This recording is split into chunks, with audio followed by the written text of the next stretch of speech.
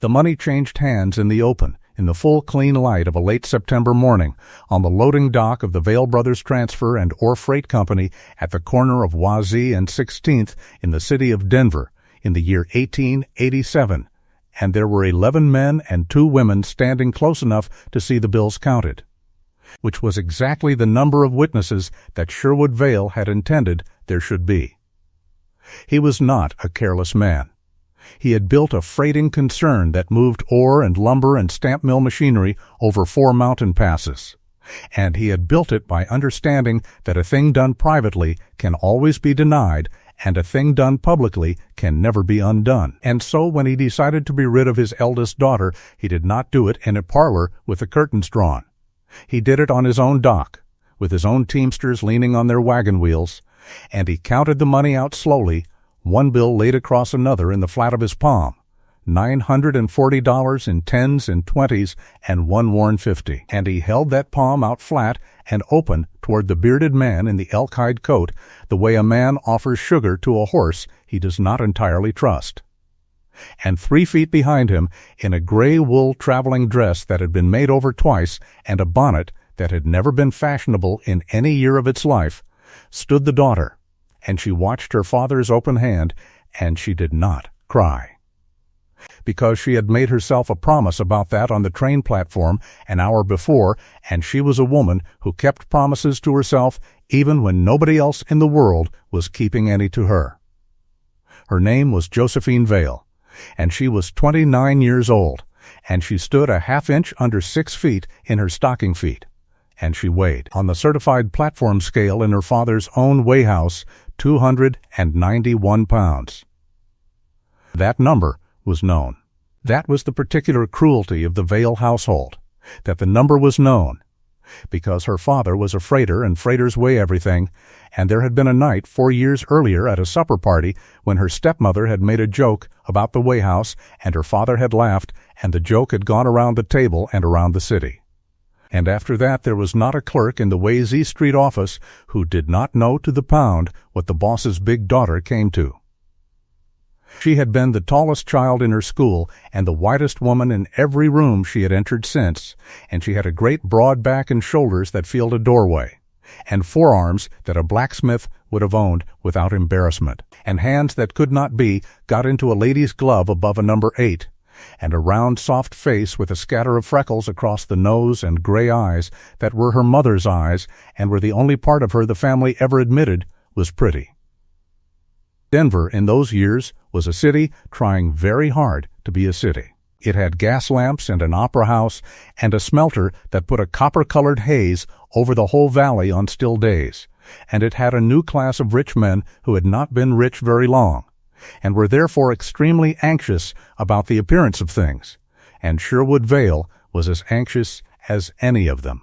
He had come out of Illinois with a wagon and a mule team in '66, and he had made himself into a man with a stone house on 14th Street, and a name on the side of 206 wagons, and the thing he wanted most in the world, more than money, which he already had, was to be received. To be asked to have his younger daughter Adelaide married into the Farnham banking family in the spring, in the new brick church, with a notice in the Rocky Mountain News, and to have the whole affair be smooth and slender and unremarkable and entirely free of anything that anybody might afterward laugh about. And Josephine could not be made smooth or slender, and Josephine was laughed about. And so Josephine had become, in the private arithmetic of that stone house on 14th Street, a debit. Her stepmother had put it in words once, not knowing the pocket doors were open. Corinne Vail was 34 years married to a man 22 years her senior, and she had a genius for saying the unforgivable thing in a voice like poured cream. What she said was that the girl could not be hidden, that a woman that size in a house is not a daughter, but a piece of furniture nobody can move, and that she would have to be settled somewhere out of the city where nobody who mattered would have to see her at Adelaide's wedding. And Josephine, standing in the hall with an armload of her sister's pressed linen, had heard every syllable of it. and had gone on up the stairs with the linen, because the linen still had to go up the stairs, and that, if you want to understand this woman before the rest of it happens, is the entire architecture of her character in one sentence. The linen still had to go up the stairs.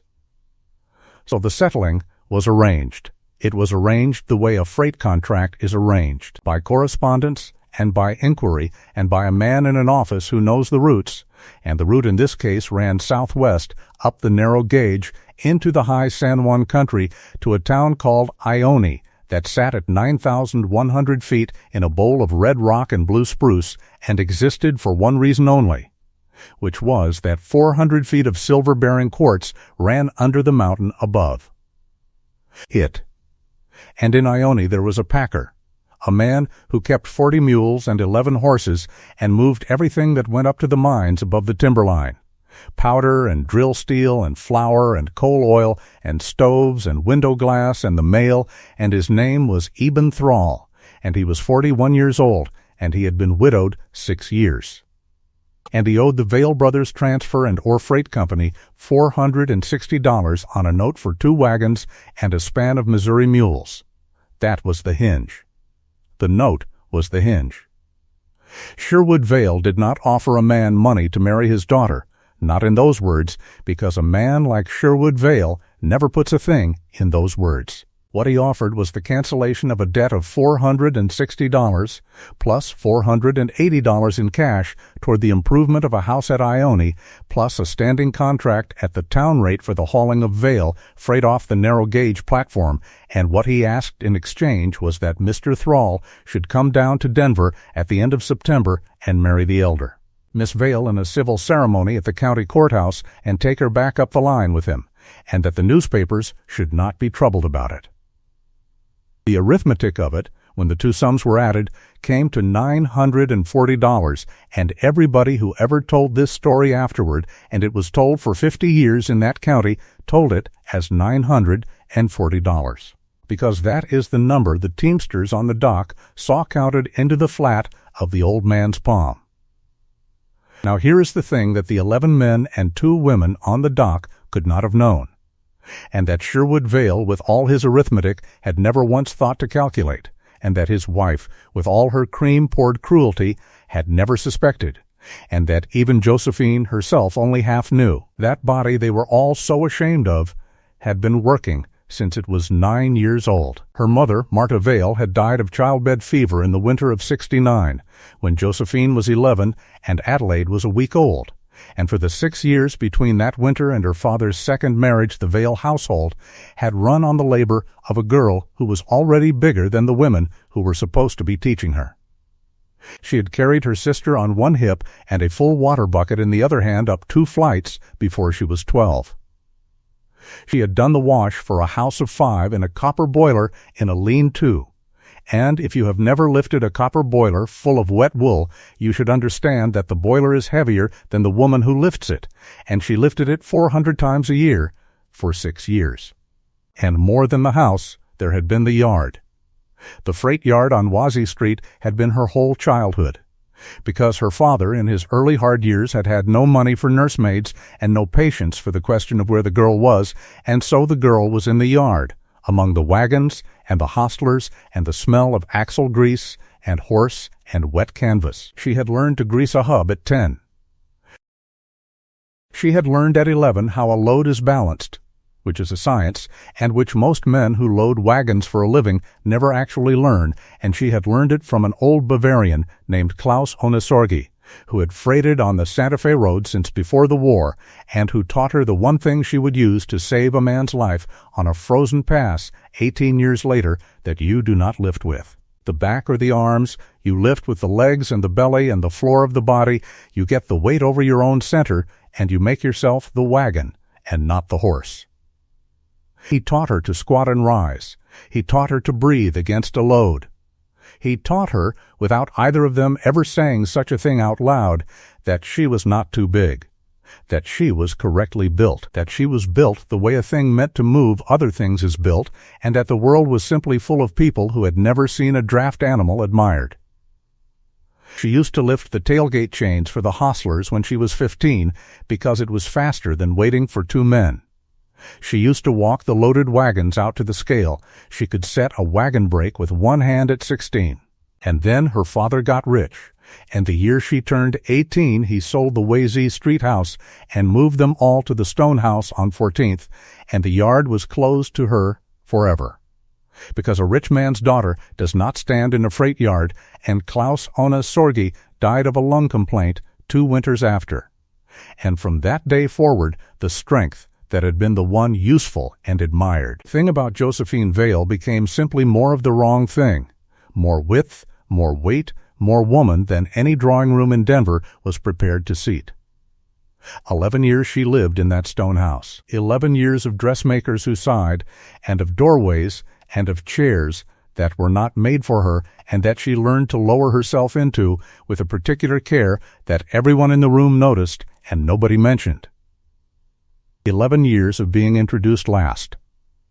She read a great deal, because reading is a thing a body cannot be too large for. She kept the household accounts, because she was better at figures than her father's second clerk.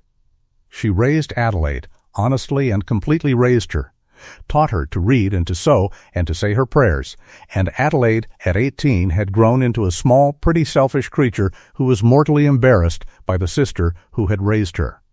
And that particular wound is one that does not scar over well in anybody. And so, on the 26th day of September, 1887, she was told at breakfast, between the coffee and her father's second egg, that arrangements had been made for her, that a respectable man of business in the southwestern part of the state had consented to an alliance, that the ceremony would be Thursday at the courthouse at 10 in the morning, and that she would be leaving on the narrow gauge the same afternoon. Her stepmother did not look up from her plate. Her sister did look up once, and then looked back down at her plate and said nothing at all, and Josephine did not forget that either. What she said, and the cook heard it and repeated it for 30 years, was, "Will there be room in the house for my mother's chest, or should I leave it?" That was all. Not a word of protest. Not one. Her father, who had braced himself for a scene and had actually written out 3 separate answers to 3 separate arguments, was so disarmed by the question about the chest that he said yes. Of course, the chest.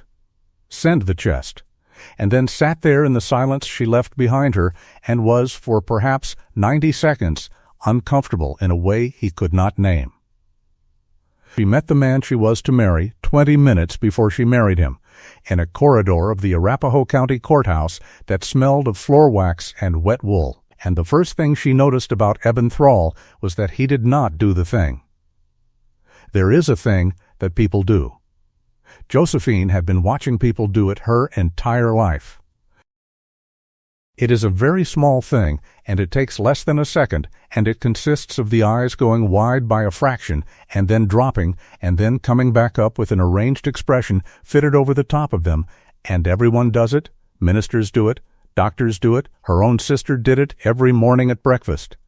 And Eben Thrall stood up off the bench when she came down the corridor and took his hat off and looked at her exactly the way he would have looked at anybody and said, "Ma'am."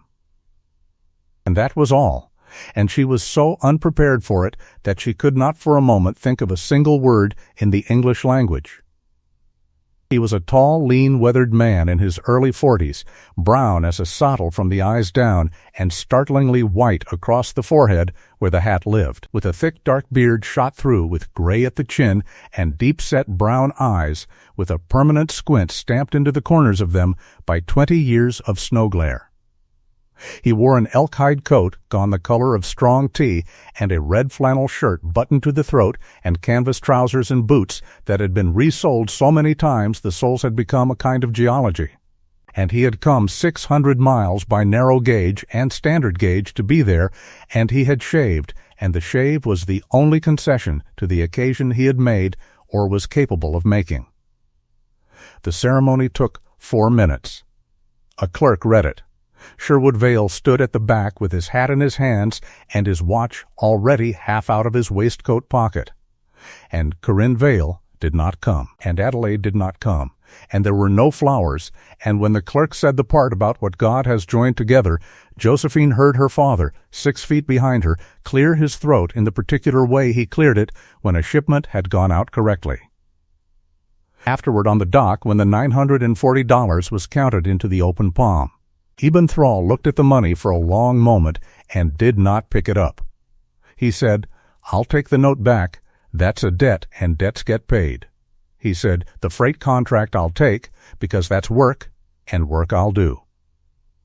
He said, "The rest of it, the $480, that's not mine," and he pushed it back across the flat of the old man's hand with 2 fingers. And then he said the only other sentence he said in the city of Denver, which was, "I'd have come down for the asking, Mr. Vail, if you'd asked." It went around the dock in 11 seconds, and around the office by noon, and around the smelter district by Saturday, and it never afterward stopped going around. And it is the reason there are people in that part of Colorado today who know the name Eben Thrall and could not tell you the name of the governor of that year. Sherwood Vail stood with $480 in his own hand and no way at all to put it down that would look like anything but what it was, and his teamsters watched him do it, and he never forgave the man for that as long as he lived. They left on the 240. She had 1 trunk, 1 carpet bag, her mother's cedar chest, and 41 books, and the books had to be freighted separately, and she was charged the town rate on them, which she paid herself out of her own money, of which she had, in total in the world, $62 saved over 11 years from the household accounts by the simple method of being better at figures than anyone who checked them. The journey took 2 days, down the valley to Pueblo and then west and up, and the standard gauge gave way to the narrow gauge at Solita, and after Solita the world stopped being a place a person from Denver had any words for. She sat with her forehead very nearly against the glass for 9 straight hours. The train ran on a shelf cut into the side of a gorge with the river white and shouting 400 feet below. And then it climbed out of the gorge into Aspen going gold, whole mountainsides of it, acres and miles and townships of trembling gold, with the black spruce standing up through it. And then above the aspen the rock, red and gray and rotten looking. And above the rock the first snow of the year lying in the couloirs like plaster and cracks. She had lived 29 years within sight of these mountains and had never once been into them, because the family went to Colorado Springs in the summer, where there was a hotel. Somewhere past Poncha, she said, out loud, and to nobody, oh, and Eben Thrall, who had been sitting across from her for 4 hours, saying nothing whatsoever and being no trouble at all about it, said first time. And she said yes. And he said, "It don't wear off." And she said, "I hope not." And he nodded and looked out his own window, and that was the whole of the conversation. And it was, she thought later, the first conversation of her adult life in which nobody had been managing her. They came into Ione at dusk on the 1st of October. The town lay in a bowl at the head of a valley, 9,100 feet above a sea it had never seen, and it was 1 street and a spur track and 40-odd buildings of raw plank and log, a mercantile, an assay office, 2 saloons, a boarding house, a schoolhouse, a Methodist chapel with no steeple yet, a stamp mill going day and night a half-mile up, and above and behind it all the mountain, going up and up in 3 great steps of timber and rock and old snow to a saddle at 12,600 feet that the maps called Cinnabar Pass and the packers called the Hard Way. 2,000 feet above the town, in the basin under the pass, sat the Bellwether Mine and a camp of 90-odd men that worked it, and everything those 90 men ate, wore, burned, breathed, and blasted with went up on the backs of Eben Thrall's mules, 4 miles up and 4 miles down, and had done for 9 years. The town came out to look at her. Of course it did. Word had come up on the same wire that carried everything else, which is to say the wire had carried a fact, and the town had improved on it for 3 weeks. And by the time the cars stopped there were perhaps 60 people standing along the platform and the boardwalk with their hands in their pockets, not hostile, worse than hostile, entertained. And when she came down the iron steps with one hand on the rail and her mother's gray shawl over her shoulders, the sound she had been braced for since Solita came out of them all together. And it was laughter. And one of the freighters at the back of the crowd said, loud enough that it carried, "Well, boys, Thrall's finally got himself a mule that talks." She heard it.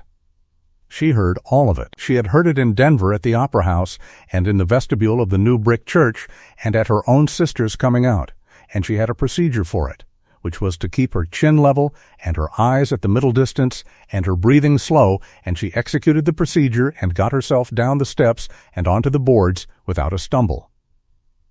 What she did not expect, and what she was not braced for at all, was her husband of 2 days walking straight into that crowd, not fast, not making anything of it, and stopping in front of the freighter who had spoken, and standing there with his hat in his hand until the man stopped grinning, and then saying, in a voice that was not raised even slightly, "You'll want to say that again, with my wife's name in it, Purvis, or you'll want to not have said it." And Purvis, who outweighed him by 50 pounds, looked at the ground and said he meant nothing by it, and Eben Thrall said, "A man never does," and put his hat back on and came back to her and picked up her carpet bag and said, "House is up this way, ma'am. There's a step at the door, and it's a bad one." And that was the end of the welcome of Ione, Colorado. The house was one room and a lean-to log, chinked with mud and lime, a plank floor, which was a luxury, a cast-iron range, a rope bed, a table he had made, 2 chairs he had made, a shelf of 9 books, and a window with real glass in it that he had packed up in a straw crate on a mule 6 years before for a wife who had died of pneumonia, 3 months after it went in. It was clean. That was the thing she noticed, and the thing she never afterward stopped noticing, that it was a widower's house, and it was clean. The floor swept, the stove blacked, the bedding aired that morning by a neighbor woman he had paid a quarter.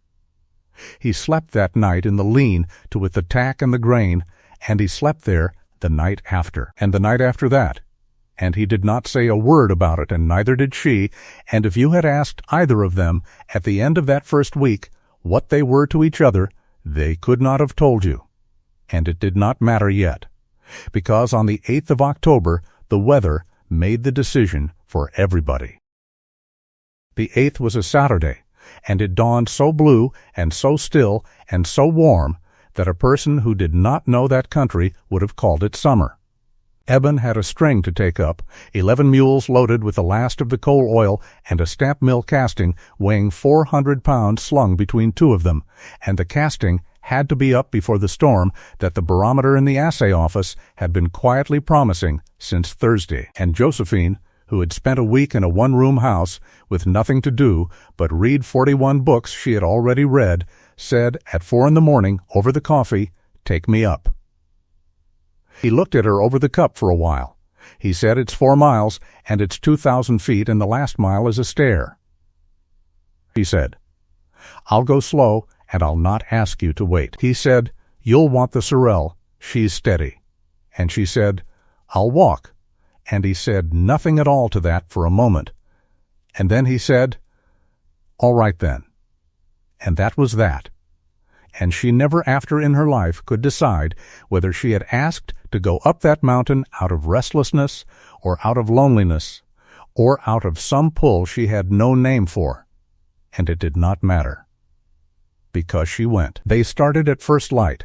It took them 5 hours to make the basin, and she walked every foot of it. And she stopped 11 times, and he stopped with her every time, without once making it into a kindness.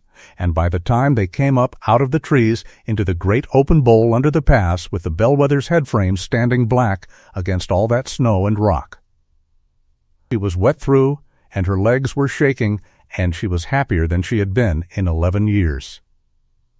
They unloaded. She sat on a stump by the cook shack door and drank coffee out of a tin cup with the camp cook, a hard-handed widow named Orphadine, who took one look at her and decided in about 4 seconds to like her. And the men came by in 1s and 2s to look at the packer's new wife, and mostly did not say anything they should not have.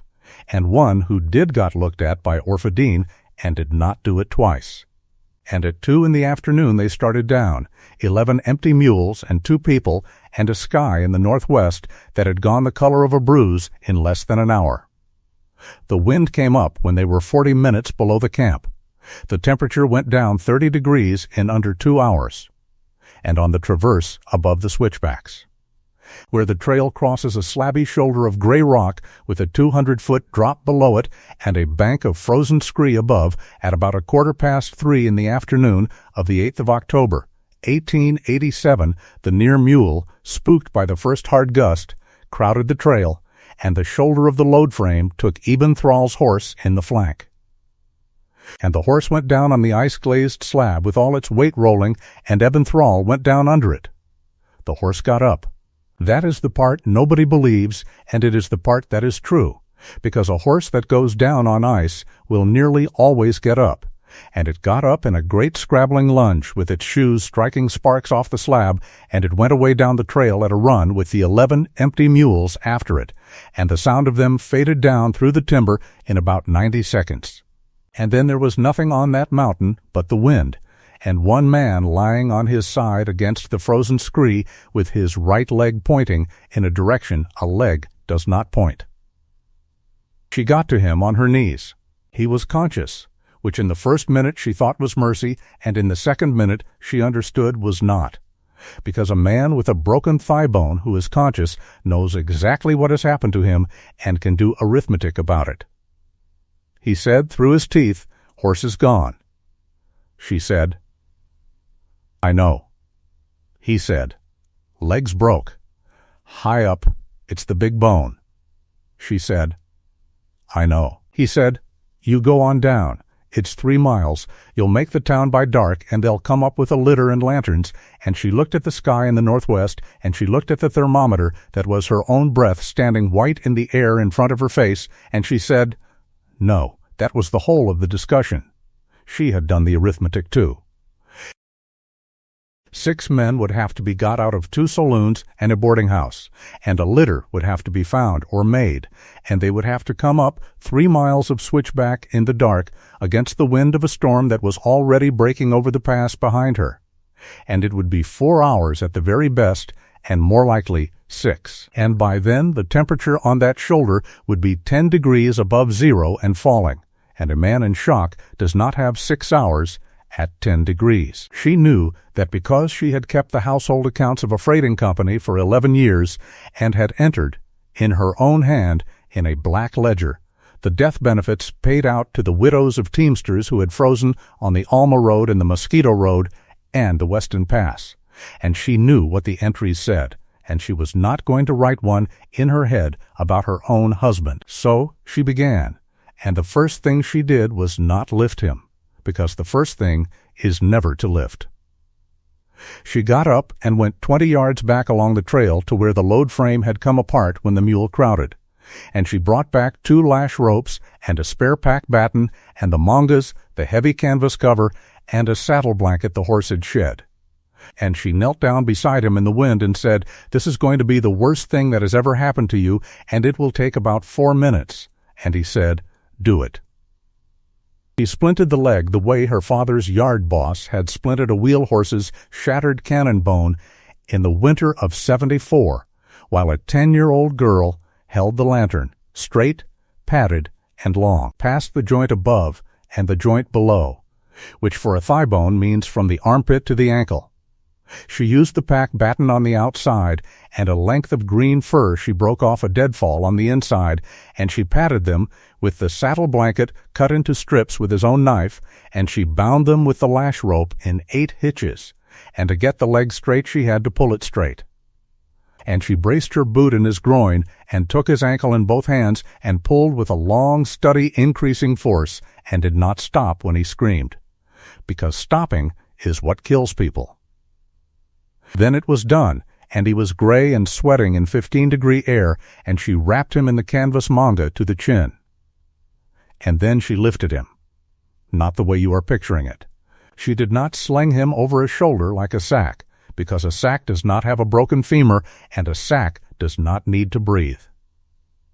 What she built there on the frozen scree with the light going was a rig, and she built it out of a canvas manga and 40 feet of lash rope and everything an old Bavarian freighter had put into her head before she was 12 years old, and it was a tumpline seat, which is the oldest load-carrying device on the face of the earth. She made a loop of the doubled rope for him to sit in, a bight under each thigh and a running knot at the front, and she brought the standing parts up over her own shoulders and crossed them on her chest and made them fast. And she took the manga and made a broad band of it and laid that band across her forehead and down over the top of her skull and made the ends fast to the seat, so that a part of the weight rode on the strap on her brow and the rest of it rode straight down her spine into her hips and her thighs and the floor of her body, which is where weight is supposed to ride, and which is why a woman weighing 291 pounds can carry what 4 ordinary men could not have carried 300 yards. Then she got her feet under her, wide and her back straight, and she did what Klaus Onesorgi had taught her by making her do it 400 times in a freight yard in 1869, which is that you do not lift the load, you stand up under it. And she stood up under it.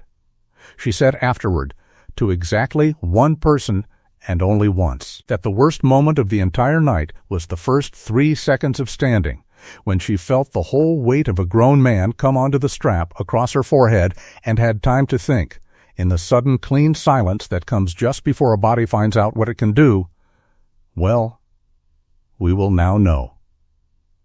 What she was carrying was 247 pounds. That figure is not a guess.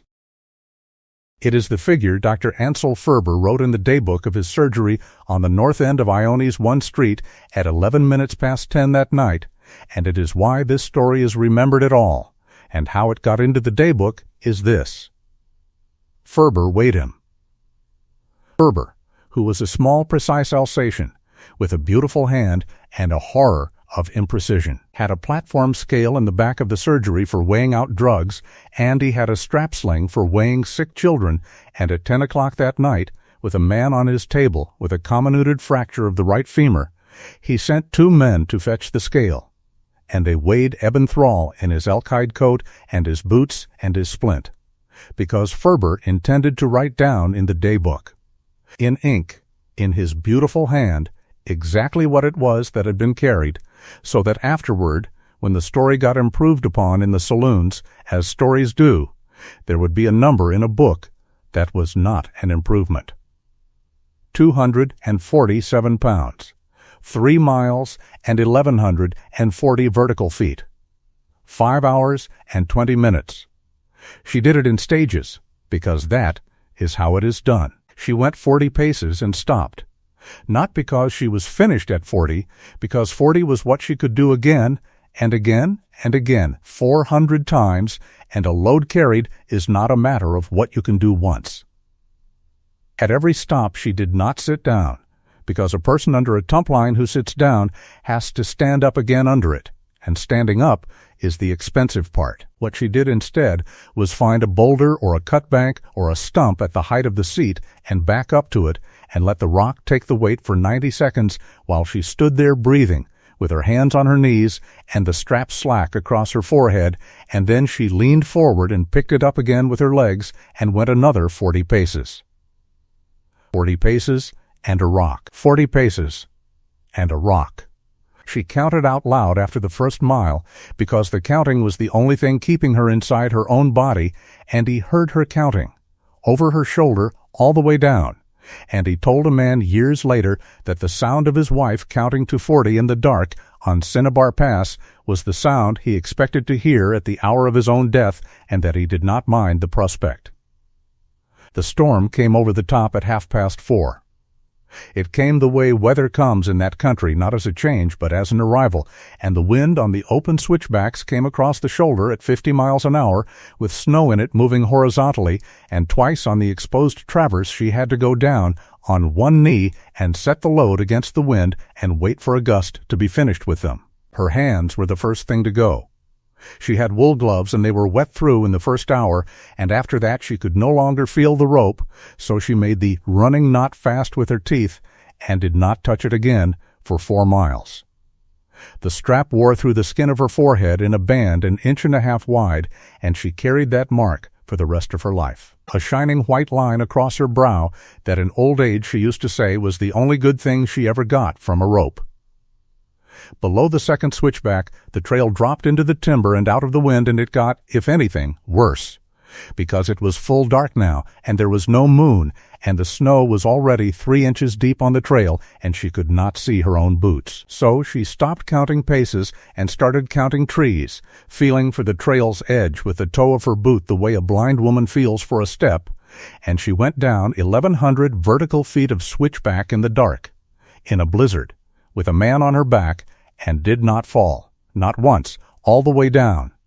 And any packer in that county would tell you that the not falling is the more impossible.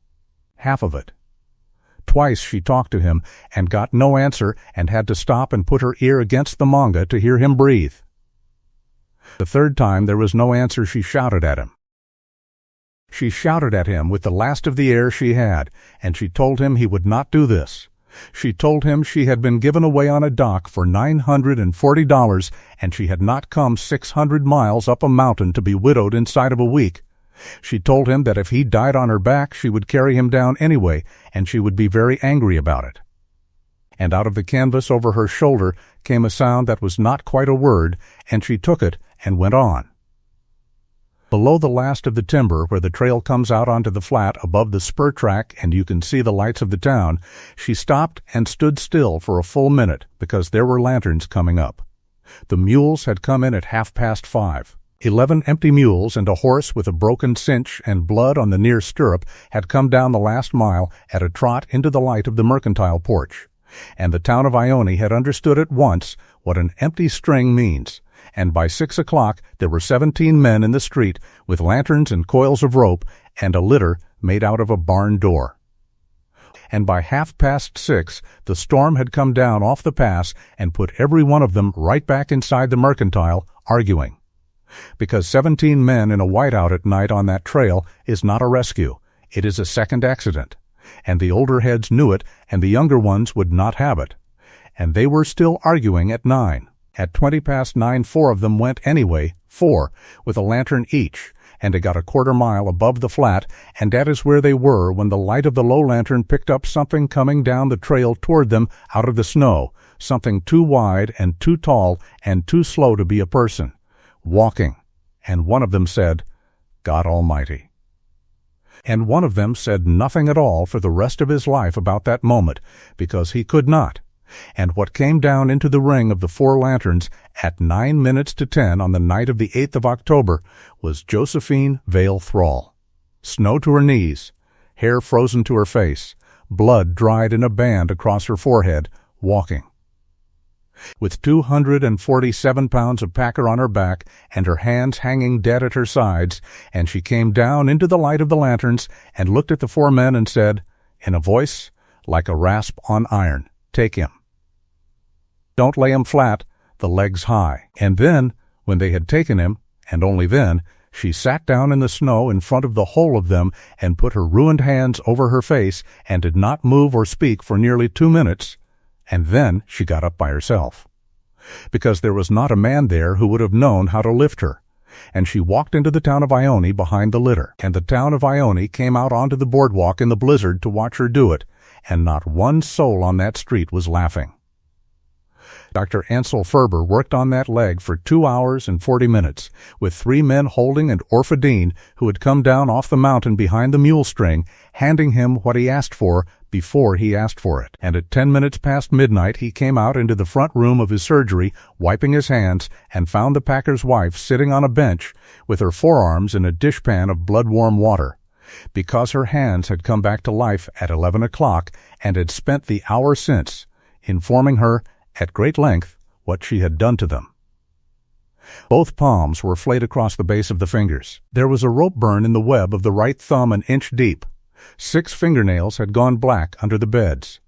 The band across her forehead had frozen and thawed and split and was bleeding again in a line from temple to temple, and there was a place on the point of each shoulder where the standing parts of the tump line had crossed her chest, where the rope had gone through wool and cotton and skin alike and got down to something that Ferber, in his precise Alsatian way, described in the daybook as fascia.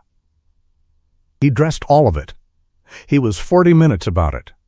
And at some point in the middle of it, with a woman's ruined hand lying in his own like a piece of meat, this small, dry man who had come out west in '79 and had sewn up more mine accidents than he could count said, without looking up, "Madam, I must tell you a thing. You are the third person I have known to bring a man off that mountain in the dark." The other two were mules.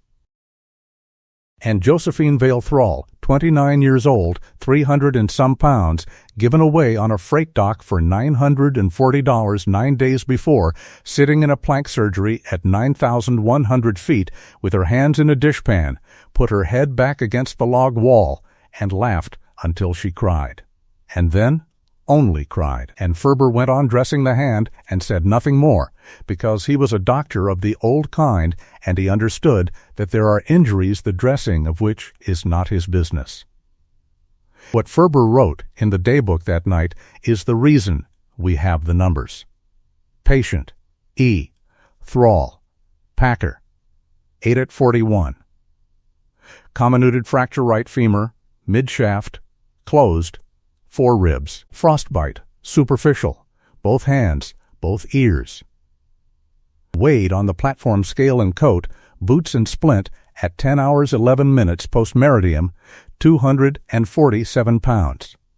Conveyed from the traverse below Cinnabar Saddle to the flat above the spur track, a distance of 3 miles and 1,140 feet of descent, in 5 hours 20 minutes, on the back of his wife, J. V. Thrall, by tump line, unassisted, in a snowstorm. And then, underneath, in a slightly smaller hand, as though he had put the pen down and picked it up again, I record this because it will be doubted. Ione doubted it for about 36 hours. This is worth saying plainly, because it is the part people leave out when they tell a story like this one, imagining that a town sees a thing and is instantly converted. A town is not converted. A town argues. And the argument in the 2 saloons of Ione on the 9th and 10th of October went like this, that the horse had come part way down with him and she had only carried him the last piece, that the 4 men with the lanterns had carried him and were letting her have the credit out of gallantry, that she had dragged him on the manga and dragging is not carrying, that Ferber's scale was out, that a woman cannot do it because a woman cannot do it, and if a woman had done it then, the thing done must have been a smaller thing than it appeared.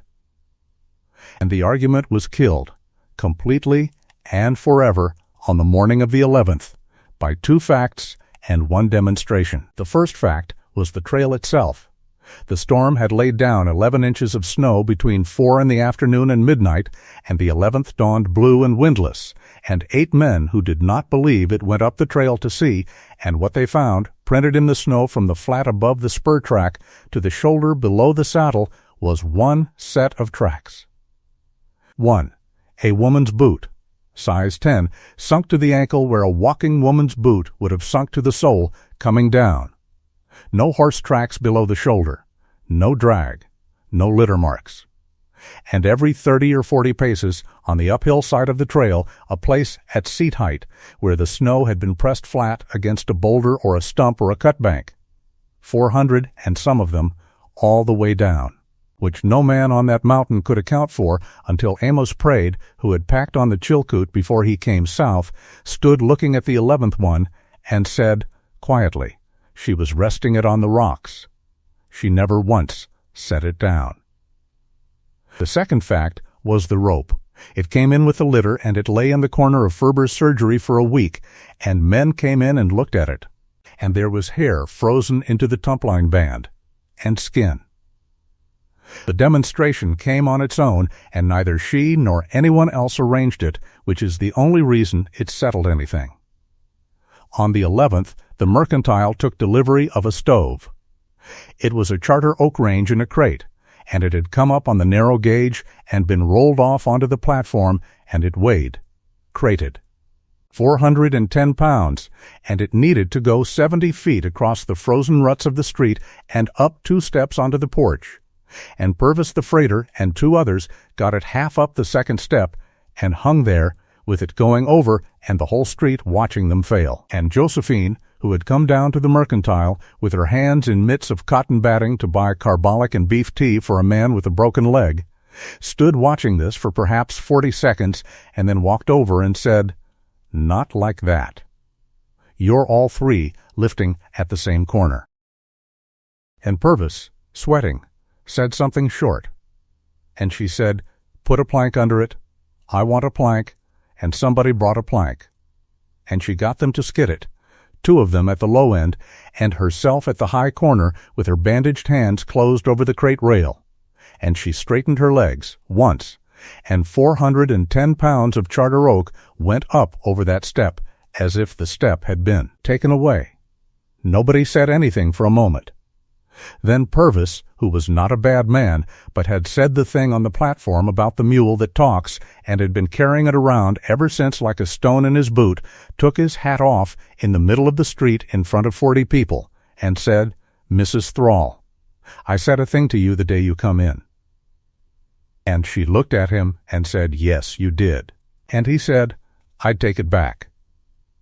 And she said, "You can't take it back, but you can carry the low end, and there is not a person now living who heard it, but the sentence went into that town's language and stayed there, and men in Ione were saying, 'You can't take it back, but you can carry the low end for 2 generations,' after everyone had forgotten who said it first."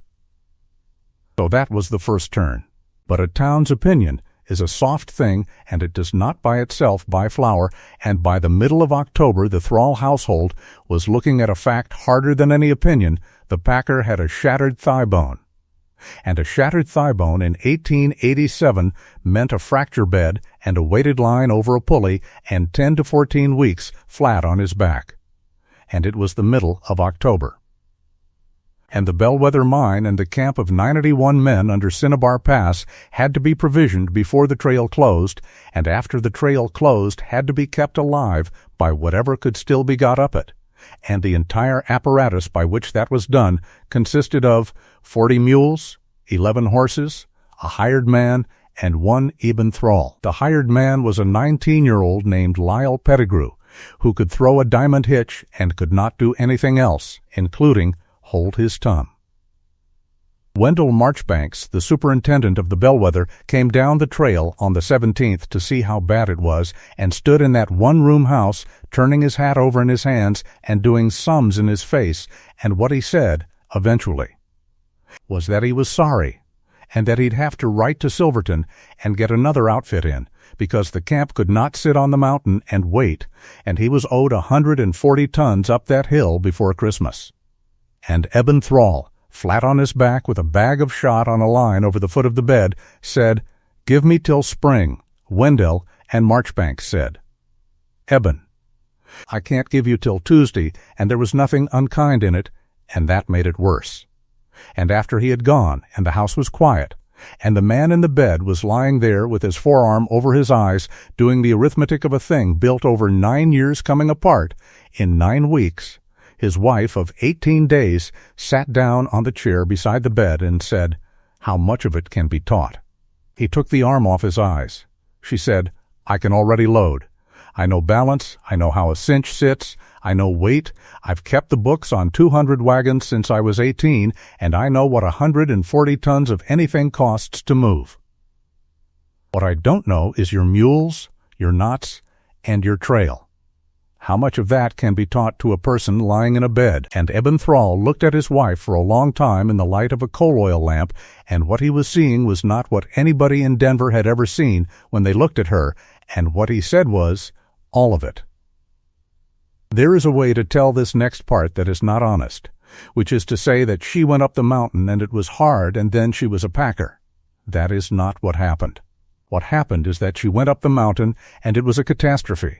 And then it was a smaller catastrophe, and then it was merely bad, and then, somewhere in the 3rd week of November, it stopped being any of those things and became a job, and the reason it did is that she was taught by a man who could not get out of bed, and therefore could not do any of it for her.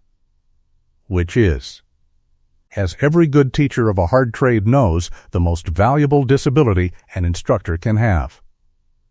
He taught her knots first, because knots can be taught in a bed. He had her sit on the chair with a length of manila and a chair back for a pack frame, and he made her tie the basket hitch, and the barrel hitch, and the box hitch, and lasting for 2 full days, the diamond, the double diamond, the great flat mathematical hitch that holds 200 pounds of anything on a mule's back down 4 miles of switchback and does not shift. She tied it with bandaged hands. She tied it 300 times. He would not let her go on to the next thing until she could tie it with her eyes shut, and then he made her tie it with her eyes shut and the lamp out and one hand behind her back, because a man ties a hitch in the dark with a mule swinging into him more often than anyone would like, and on the second night she got it, and he said, "All right." And she said, "All right what?" And he said, "All right, that's the trade, the rest is just walking," which was a lie of the kindest possible sort, and they both knew it, and she laughed for the first time in that house. Wendell Marchbanks did not want to give her the trial, and said so, in that house, to her face, which she respected him for ever after. He said the Bellwether had 91 men on a mountain and a payroll of $4,000 a month and a mill that had to be kept running, and that he could not hang all of it on a woman from Denver who had been on the trail exactly one time in her life and had come down that one time with a broken man on her back. And she said, "Mr. Marchbanks, that is the correct objection, and I would make it myself in your place. Give me the small string and give it to me for 30 days, and put your own tally clerk on the scale at the top and the bottom, and if I put less up that hill in 30 days than the Silverton outfit would have, you send for the Silverton outfit, and I will not say one word against it. And you will have lost nothing but 30 days you were going to spend waiting on them to come anyway." Marchbanks looked at her for a while. Then he said, "You've a head for a bargain." And she said, "I kept my father's books." And he said, "Whose books?" And she said, "Nobody's now." He gave her the 30 days. The first haul went out on the 21st of October, and it was, by any measure anybody wanted to apply, a disaster. 9 mules. She got them loaded in the yard in 2 hours and 50 minutes, which is 3 times what it should take, because loading a mule alone is a thing that requires you to heave a 100-pound side pack onto a swaying animal at chest height with one hand while the other hand holds the sling rope, and then run around and do the other side before the first one pulls the saddle over. And Lyle Pettigrew stood there for the first 40 minutes of it with a straw in his teeth, watching her do it wrong and saying helpful things, and at the end of the 40 minutes she stopped and turned around and said, "Mr. Pettigrew, you are 19, and you can throw a hitch, and that is the whole of your fortune in this world, and if you do not put your hands on this mule in the next 4 seconds, I will put you down that road, and I will do it myself, physically, and we will both remember it." He put his hands on the mule. They went up in 8 hours, and it should have been 5. 2 side packs shifted and had to be rebuilt on the trail in the cold. A mule named Hattie, who had had Eben Thrall's voice in her ears for 9 years and had opinions about strangers, sat down twice. She got the 9 into the basin at 4 in the afternoon with the light going, and Orpha took one look at her and put a plate in front of her before she had her mitts off. And Marchbanks's tally clerk weighed the load in at 1,680 pounds, which was 70% of what Eben Thrall would have brought up on the same 9 animals, and Josephine walked back down 4 miles in the dark, alone, and got in at 9:30, and sat down on the edge of the bed and said, out loud, before anything else, "Hattie sits down." And out of the dark her husband said, "She always has. Tie her behind Bishop, she won't do it in front of Bishop." And that, more or less, is the shape of the next 30 days. She would come in at 9 or 10 at night, wrecked, and sit on that chair, and hand him the day the way a clerk hands over a ledger, every fault of it, every wasted minute, and he would lie flat on his back with a bag of shot hanging off his leg and take the day apart in the dark and give it back to her fixed. Don't cross the lash under the belly on the gray. He's cinch-galled from July. Run it over. Load the flour low and the coal oil high. Oil don't mind the swing, and flour will roll you. Come off the second switchback on the inside, the outside is undercut, and it'll be worse when it freezes. Don't fight a mule uphill. A mule uphill has never once been wrong. Feed at the top, not the bottom. Or they'll hurry down, and hurrying down is how animals go over. 9 years of a man's trade came out of that bed in 6 weeks in the dark. And she took every word of it and wrote a good deal of it down, and by the 8th of November she had the 9 mules loaded in 5 minutes, and was making the basin in 5 hours and 10. And on the 11th, the Silverton outfit came in anyway. Marchbanks had written before he ever came down the trail, and a letter takes the time it takes, and so on the 11th of November a man named Dade Coyne came up the narrow gauge with 22 mules and 4 hands and a proposition. And Dade Coyne was a good packer, which is the thing that makes the story worth telling, because if he had been a fool, it would prove nothing. He was 35 and had been at it since he was 15, and he could load a string faster than any man in the county, and he came into the Mercantile on the evening of the 11th with the whole street already telling him about the woman. And he listened to it, and then he said the sentence that hung him. He said, "Boys, I've packed for 20 years, and I'll tell you what I know. There's 2 kinds of weight, the kind you lift once for the crowd and the kind you lift 400 times for the mine. She's a lifting once woman. It's a fine story, and I'd shake her hand.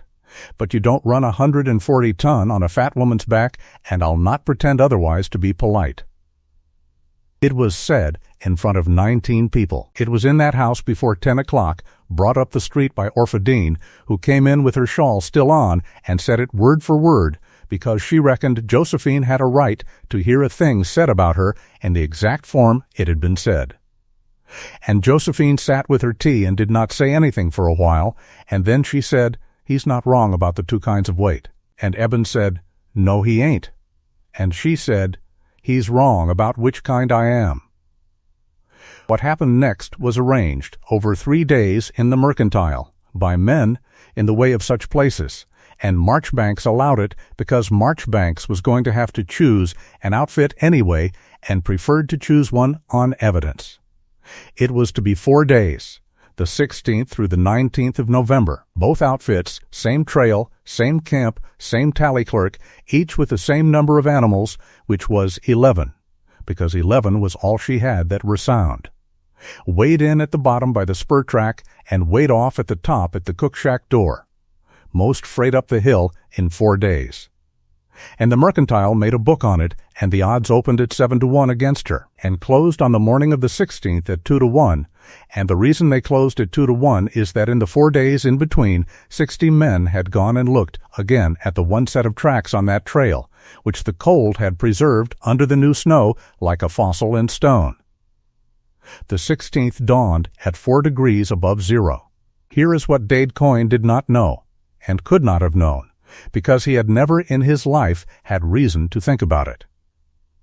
Packing a mule is not a job of strength. It is a job of leverage repeated until the leverage runs out, and what runs out is not the arms, it is the back and the knees, and the reason a man of average build can pack a string for 20 years is that he has learned 1,000 small cheats to spare a body that cannot afford the honest cost of the work. He heaves a side pack up with a knee and a swing. He throws his weight against the animal to get it up the last 6 inches. He rests. Now put a body on that job which does not need the cheats. Josephine Vale Thrall could set 100-pound side pack on a sling hook at the height of her own sternum by standing up under it. One motion, no swing, no knee, no lurch against the mule, and then walk around and do the other side, and the mule never felt a thing move but the weight arriving. She could do it 11 times in an hour, and the 11th was the same as the first. Coyne's hands were faster at the ropes than she was, by a good deal, all 4 days. It made no difference at all, because Coyne's hands had to stop, and Coyne's hands had to lift twice what they could carry in one motion. And hers did not. And by the second afternoon 2 of his 4 hands had gone stiff in the lower back in the cold, and the whole outfit had slowed to the speed of its slowest man, which is how a crew works, and is exactly the weakness a crew has and a single person does not. And there was the other thing. the thing nobody had accounted for, which was the trail. It snowed 9 inches on the night of the 17th. On the morning of the 18th, the trail above the second switchback was a smooth, unbroken white ramp, and somebody had to make the first track through it. And a mule will not break a trail, a mule follows, and so somebody had to walk in front of 11 animals through 9 inches of new snow for 2.5 miles uphill, and that person, on that morning, was the first person to leave the flat, and Coyne, who had been up half the night with a lame animal, was second. Josephine broke the trail.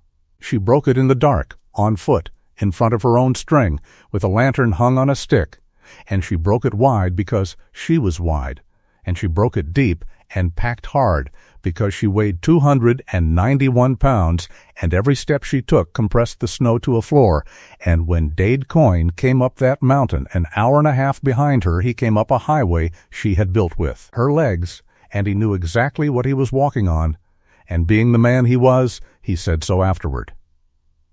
The tally weighed at the cook shack door by Marchbanks's clerk ran like this: Coyne, 4 days, 11 mules, 7,460 pounds. Thrall, 4 days, 11 mules, 9,130 pounds. She had taken up 1,670 pounds more than the best packer in the county on the same animals, over the same trail, in the same weather, and she had done it because she never once had to stop and rest her back, and because on the third morning she had made the road. Dade Coyne paid his own bet and then did a thing that cost him more than the bet. He stood on the mercantile porch on the evening of the 19th with the tally sheet in his hand and read both columns out loud to the street, his own first, and then he said, "I said there's 2 kinds of weight. There is. I had the wrong woman in the wrong column, and I'll say it where I said the other." And then he came down off the porch and shook her hand, and his hand disappeared into hers. And he laughed about that, and she laughed, and he took his 22 mules back to Silverton on the Monday, and for 11 years afterward, whenever Ione was snowed in past what one outfit could handle, it was Dade Coyne who came over with a relief string and would not take the premium rate. And when he died in 1906, he had in his wallet a folded piece of paper with 2 columns of figures on it that his sons could not explain. Marchbanks signed the bellwether contract with Thrall and Company on the 21st of November, 140 tons before the 1st of May at $9.40 the ton, and Josephine took the paper home and put it on the bed, and her husband read it twice, and then lay looking at the ceiling for a while and said, $9.40. And she said, "I noticed that too." And neither of them said anything else about it, but she framed that contract in 1894 when the second house was built, and it hung in the hall of that house until the house burned in 1931, and every visitor who asked about the figure got told the whole story, which is very largely how the story survived. Then the winter came. And the winter is the middle of this, and there is no way to make the middle of a mountain winter into a series of events, because it is not a series of events, it is a weight, applied daily to everyone. The trail closed to wheels on the 28th of November and stayed closed until the 9th of May. After the 28th, everything that went up to 91 men living at 11,400 feet went up on the backs of animals, and after the middle of January, when the drifts on the traverse got past 4 feet and stayed there, a good deal of it went up on the back of a person, because a mule in deep snow will do a mile of it and then quit. And quit is not a figure of speech. It is an animal standing still with its ears back that will die where it stands before it takes another step. And a packer who does not know the difference between a mule that is being stubborn and a mule that is finished will lose the animal and possibly himself. She learned the difference in December, the hard way, and lost a good mule named Bishop in a drift below the saddle on the 14th, and came home and put her head down on the table and cried about the mule in a way she had not cried about her father, her stepmother, her sister, her wedding, or her own hands. From the middle of January, the routine was this: up at 3:30, coffee, and a look at the barometer he had sent up from Denver, which she had learned to read in a week and to distrust in a month. Loading by lamplight in the yard, alone or with Lyle Pettigrew, who had turned 20 on the 2nd of January and had stopped saying helpful things somewhere around the middle of the coin business and had begun instead to watch her hands and copy them. Out on the trail by 5. Break trail on foot if it had snowed, which between the 10th of January and the 4th of March it did on 29 days out of 54. Up in 5 hours if the trail was made, 7 or 8 if it was not. Unload, feed, drink 1 cup of coffee standing in the cook shack door with Orpha Dean telling her the camp news, and go back down. In at dark. Grain the mules, Dr. Whatever was cut or galled, in at 7:30 or 8, eat, and then 2 hours in the chair beside the bed with the day taken apart and given back to her fixed.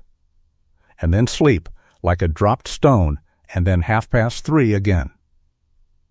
94 round trips between the 1st of December and the 1st of April. She figured it once, afterward, in the back of a ledger. 618 miles up, 618 miles down, and a little better than 107,000 vertical feet of climbing, which is the height of Pikes Peak 26 times over, walked, in winter, at 9,000 to 11,000 feet.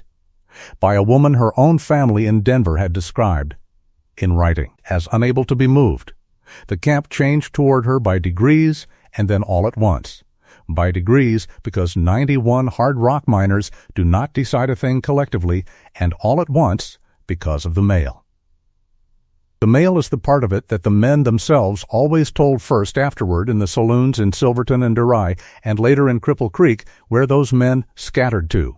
Eben Thrall had carried the camp's mail up as a courtesy for 9 years, unpaid, because the post office at Ione had no carrier, and the alternative was that a Cornishman at 11,000 feet heard from his mother in Redruth in March or in June, depending on whether anybody happened to be going up. Josephine carried it too, from the first day, and she did something with it that he had never done, because it would not have occurred to him, because he was a packer and she had kept a household. She read it out. Not the letters. The letters were private, and she never touched a seal in her life. What she read out was everything else, standing in the cook shack door with her mitts under her arm, which of them had a letter waiting, by name, so that a man could know at the top of a shift instead of at the end of it.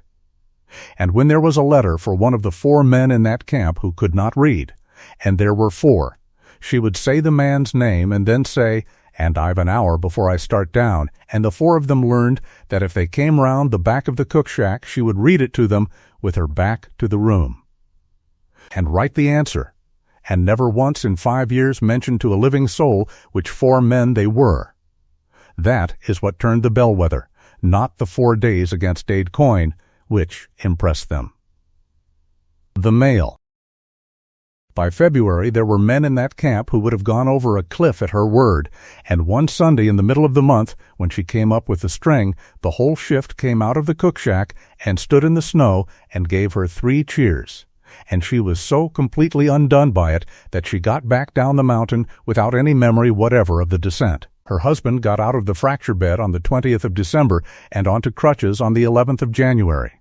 Ferber had done a beautiful job on that leg and said so, being an honest man about his own work as well as everybody else's, but a comminuted femur at 41 leaves a shortening, and the shortening was 3/4 of an inch. And Eben Thrall walked with a hitch in his stride for the last 31 years of his life and could not do a full day on a mountain again, and both of them knew what that meant by the middle of January, and neither of them said it out loud until the 3rd of February. What was said on the 3rd of February? And it was said by him, sitting up in the chair with the crutch across his knees while she was pulling off her boots at 11 at night, was, "This outfit's yours now. It'll never be mine again, not the trail part, and I've had 4 weeks to be sick about it, and I'm done being sick about it." And she said, "It's ours." And he said, "I know what it is on paper. I'm telling you what it is on the mountain." And then he said the other thing, which he had been working up to for 11 weeks, and which came out badly and plainly and all at once. "I've a thing to say, and I'll say it once. That business in Denver. The money on the dock. I never thought of you as bought. not for a minute, but you'd every right to think I did. And you've been sleeping in the room and me in the lean-to since October, and I've not said a word because a man who takes a woman off a dock doesn't get to ask. So I'm not asking. I'm telling you where I stand, and I'll go on sleeping out there the rest of my life and be glad of the company at breakfast. And Josephine Vale Thrall sat there with one boot off, 29 years old, and discovered that she had no procedure at all for this. None. That there was no chin-level, middle-distance, slow-breathing method for being told, in a one-room house at 9,100 feet, by a man with a ruined leg, that she was not a debit. What she said, when she could, was, "The lean-to's cold, and you've a bad leg, and I am, as everybody in 2 counties has taken the trouble to inform me, a great deal of woman to keep warm against." And he laughed, once, and then stopped laughing, and that was the 4th of February, and there is no more of that in this story, because it is not that kind of story, and because the 2 of them were private people to the ends of their lives. What there is this: the letter came from Denver on the 6th of March. It was in her stepmother's hand, and it was 2 pages, and it was about Adelaide's wedding, which was fixed for the 11th of June at the new brick church. And it went on at length about the Flowers and the Farnhams and the trousseau, and it contained, on the 2nd page, in the middle of a paragraph about the seating, the following sentence, which Josephine read 4 times standing in the snow outside the post office with the string waiting and Lyle Pettigrew holding the lead. "Your father and I both feel it would be a kindness to you, situated as you now are, and at such a distance, not to be put to the expense and awkwardness of the journey, and we know you will understand the arrangement is best for everyone concerned." She folded it up. She put it in the breast of her coat. She took the string up the mountain, and she did not tell her husband about it for 9 days, and when she finally did tell him, on the 15th of March, he said only, "They'll be sorry in a year," and she said, "They will not. They haven't the equipment," and he said, "Then I'll be sorry on their behalf." And that was the last thing anybody in that house said about the wedding until the whole matter came up the trail in person 4 months later. On the 22nd of March, at 11 minutes past 2 in the afternoon, with a warm wind blowing up out of the southwest onto 40 inches of new snow lying on a hard rain crust, the entire east face above the bellwether let go.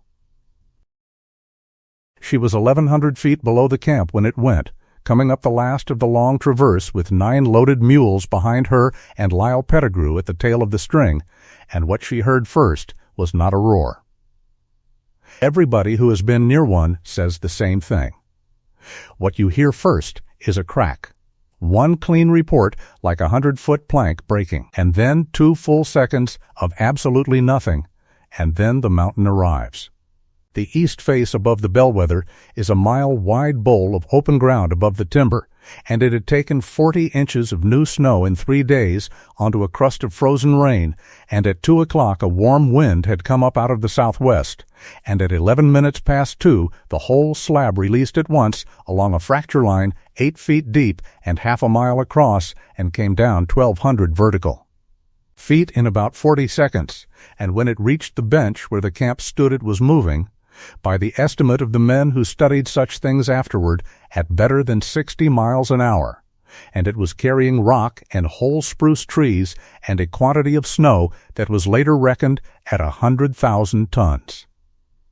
It missed the mine. That is the first thing that must be said, because it is the reason there were survivors at all.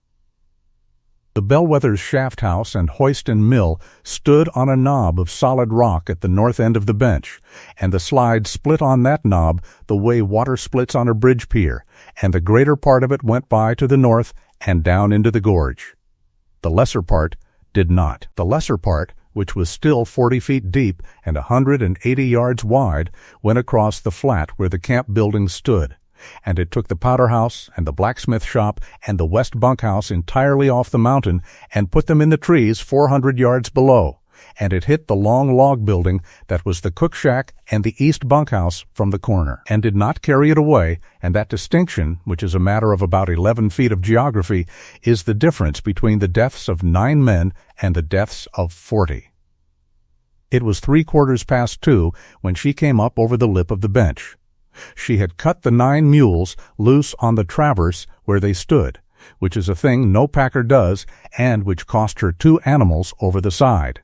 And she had run the last 1,100 feet uphill through snow at 11,000 feet, and Lyle Pettigrew, 20 years old and a boy in good hard condition, could not stay with her and came up 90 seconds behind, and he said in his old age, when he was a wealthy man in Grand Junction with a freight company of his own and a photograph of her on the wall of his office, that the sight of that woman going up the last of that hill was the thing that had organized his entire life, that he had never afterward been able to say a thing was impossible in front of himself with any conviction. What was on the bench was a white plain where there had been a camp. The shaft house stood. The hoist was turning, because the engineer had not stopped it and would not stop it for another 20 minutes because he did not know yet that anything had happened, the shaft being what it is. Where the west bunkhouse had been there was smooth snow, and the long building, the cook shack and the east bunkhouse joined, was standing at an angle like a boot heel. Driven 11 feet off its sills and up against the ore house wall, with its whole west end stove in and its roof down along 2/3 of its length, and there was smoke coming up out of the wreck of it because the range had gone over and the range was lit. 22 men were inside it. The morning shift had come off at 2 and were at the tables. Orpha Dean was at the range. There were 4 men in the east end who had been asleep. And on that bench in the first minute there were 9 men standing, all of them from the shaft house, and 1 of them was screaming, and 2 of them were not moving at all, and the other 6 were digging at the snow with their hands. What she did in the first 4 minutes is the part that got into the Silverton paper, and then the Denver papers, and then, in a shorter and much less accurate form, into a New York weekly, and it is the part that people who know nothing else about this woman still know. She stopped the digging. That was the first thing. She came up onto that bench and took hold of the superintendent's shirt front with both hands, and Wendell Marchbanks was a bigger man than she was tall, and she lifted him half an inch off the snow without appearing to notice she was doing it, and she said into his face, "The building's up. They're not under the snow. They're in the building. Water on the range or the whole thing burns with them in it." She had it right. And she had it right in 4 seconds. And she had it right, because she was the only person on that bench who had spent 5 months looking at that building from the outside every single day, and knew to the foot where its walls were meant to be. And because she was the only person there who was not, at that moment, out of her mind. Marchbanks came back to himself. He put the 6 men on the range end with snow in buckets, and he sent one down the hill for Ferber, and he sent one to stop the hoist and get the shift up, and by 4 o'clock there were 60 men working on that wreck, and there is a great deal about those hours that belongs to those 60 men and not to her. And any honest telling gives them their part. They got 11 out through the east gable in the first hour, and they had the fire dead by 3:30, and they worked in a wind that took the tips off 2 men's fingers. But there is a thing that happened at 20 minutes to 4 in the middle of that building which was not done by 60 men. And it is the reason this story exists in a form anybody remembers, and it happened in a space about 9 feet square. The cook shack roof had come down in one piece along its west third and had been stopped 4 feet above the floor by the long iron cook stove and by the corner of the plank counter, and under that roof, in the 4-foot space, were 3 people: a Cornish timberman named Trevelyan Baden with his hip broken, a Swede named Nils Ostergren who was pinned to the waist under the fallen shelving, and Orpha Dean, who was on her side under the near end of the roof plate with her arm out through a gap, alive and awake, and, being who she was, giving instructions. The roof plate was a squared ridge beam of green spruce, 11 inches by 14, and 31 feet of it was bearing down on that corner, and above it lay the roof boards and the shakes, and, on top of everything, upward of 3 feet of avalanche snow. And the men had spent 40 minutes trying to get to those 3 people from above, and had got the sound of the whole mass settling for there. Trouble, twice. the second time by 4 inches, which took the space from 4 feet to 3 feet 8 and made Orpha Dean stop talking for a while. They could not lift it from above. Every man on that mountain understood the problem. You cannot lift a fallen roof from the top of a fallen roof, because you are standing on it. It has to be lifted from underneath, and underneath was a hole in the west gable a man could get through on his belly, and beyond the hole was a 9-foot space in the dark with the beam 3 feet 8 above the floor and 3 lives under it, and what was needed there was a jack, and the jack was in the blacksmith shop. And the blacksmith shop was 400 yards down the mountain in the trees in 9 pieces. Josephine went in through the gable hole. She had to take her coat off to do it, and she went in on her belly in her shirt sleeves at 15 degrees, and she came up under the beam on the far side of the cook stove in a dark, about a yard high smelling of coal smoke and spilled beans and pine sap. And Orpha Dean said, out of the black, quite calmly, well, of course it would be you. What she did there is a thing that any structural engineer of the present day will tell you is not possible, and every one of them, when the details are put in front of them, arrives at the same 3 qualifications, and the 3 qualifications are exactly what saved those lives. First, she did not lift 31 feet of roof, she lifted the near end of it, at a point 16 inches from where it bore on the stove, and the stove was the fulcrum.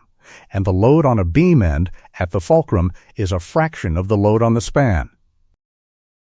Second, she did not lift it with her arms. She got underneath it in a full deep squat, with her back straight and the beam across the shelf of her own shoulders and her hands flat on her thighs, and then she stood up, which is to say, she applied the whole of her mass and the whole musculature of 2 legs and a back that had climbed 107,000 vertical feet that winter, in the single direction that human beings are strongest in. And third, and this is the part that is not physics, she held it there for 4 minutes and 50 seconds while 3 men who had come in behind her dragged the shelving off a Swede and got a broken-hipped Cornishman out by the ankles, and, last, because she made them go last, and Orpha Dean made them go last, and the 2 women had that argument in the dark with a roof on a woman's back, got the camp cook out through the gap.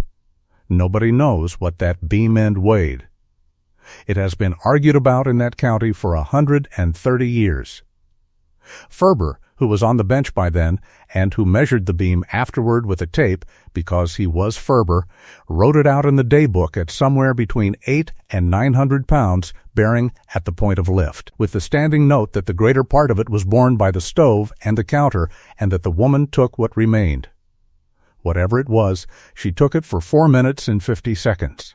And when they were out and she let it down slowly, an inch at a time, all the way, because dropping it would have brought the rest of the roof onto the men who were still crawling out. And it is the letting down, not the lifting, that every packer and every timberman who ever heard the story went white about. Because a man can be brave for 4 seconds, and a man can be strong for 4 minutes, but a person who can be strong slowly, on purpose, at the end with nothing left, is a different order of thing altogether. She came out of the gable hole at 4 minutes past 4 in the afternoon, and stood up in the wind in her shirt sleeves, and could not close either hand, and a miner named Halloran put her coat over her shoulders and buttoned it for her the way you button a coat on a child. And she let him. And then she asked what the count was. The count, when it was finished at 9 that night, was 9 dead and 19 hurt.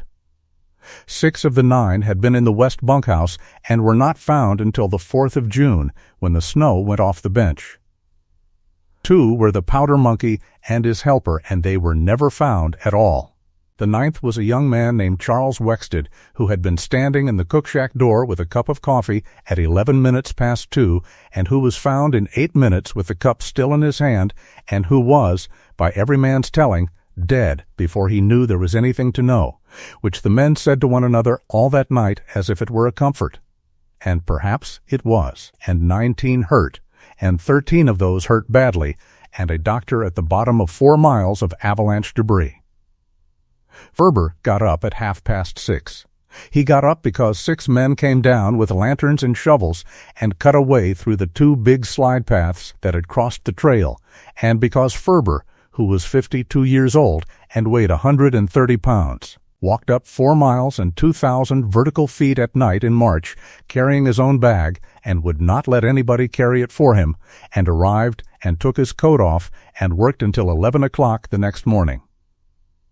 Between 6 that evening and 4 the next morning, 11 men were brought down off that mountain to the town of Ione on litters, and 2 were carried down on a tumpline seat by Josephine Vale Thrall, because 2 of them had injuries that a litter would have killed them with on the switchbacks, and because there was exactly 1 person on that mountain who could do the other thing. The first was Nils Ostergren, who had a crushed pelvis and who was got down in 4 hours and 11 minutes with 3 men walking beside her and a lantern on a pole, and who lived, and who walked with 2 canes for the remaining 34 years of his life, and named a daughter Josephine. The second was Trevanion Bawden, and he did not live. He died in the surgery at 8:30 on the morning of the 23rd with his hand in Ferber's hand, and the last thing he said, which Ferber recorded and which is carved on the stone at the Ione burying ground because his people in Cornwall paid for the stone and asked for those words, was, "Tell her, I knew who it was." In the dark. I knew who it was. She was on her feet, by the reckoning of the men who were with her, for 31 hours. She slept the whole of the 24th and half the 25th, and Eben Thrall sat in the chair beside the bed on his crutch and would not let the newspaper man from Silverton into the house, and turned away, personally, at that door, over the course of those 2 days, a reporter, a photographer, a mining company agent, and 2 lawyers, and told each of them the same sentence, which was, "She's asleep, and I've nothing to sell you." The Silverton Standard ran it on the 26th of March, 1888, on the front page, under the heading Disaster at the Bellwether, and it was a good honest piece of work by a man named Dunleavy, who had walked the ground and talked to 22 people and had Ferber's daybook read to him aloud, and the 4th and 5th paragraphs of it went around the United States. The Rocky Mountain News took it on the 28th. The Chicago papers took it in the first week of April. Harper's Weekly ran 9 lines about it in May, got the mine's name wrong, called her a woman of Amazonian proportions, and did not print her name at all, which she thought was very funny, and which her husband did not think was funny in the least. What Dunleavy wrote, and what everybody else copied and spoiled, was this: "There is in the town of Ione a woman, the wife of the packer Thrall, of whom this correspondent had heard the customary jocularities upon his arrival, and repeats none of them here. On the night of the 8th of October last she brought her husband, a man of 247 pounds, 3 miles down the Cinnabar trail upon her own back through a blizzard, and the record of it is in Dr. Ferber's book, in Dr. Ferber's hand. On the 22nd of March, she went in under a fallen roof at the Bellwether and lifted it upon her shoulders and held it while 3 men were drawn out alive from beneath it, and then lowered it without dropping it. And there are 60 witnesses upon that mountain. This correspondent has been 14 years in the mining camps of 2 territories and a state, and has learned to discount what he is told. He discounts none of this. Then the town of Ione did a thing that towns almost never do, which is to admit in public and in writing what it had thought in private. The subscription was got up by Purvis, the freighter, of all people on earth, and it took 11 days, and 141 people put money in it, which was very nearly every adult in the town and a good part of the camp, and the amounts ran from 2 bits to $11, and it came to $386.40. And they did not buy her a plate or a clock or a set of silver, because Purvis went and asked Orpha Dean what to buy, which was the single most intelligent act of that man's life. What they bought was a wall tent, a stove, 400 feet of new manila, 12-pack saddles with fitted trees, and a mule. And they had a card made up in Silverton to go with it, and the card said, "To Mrs. J. V. Thrall, from the town of Ione, for the tools of her trade, which she has proved."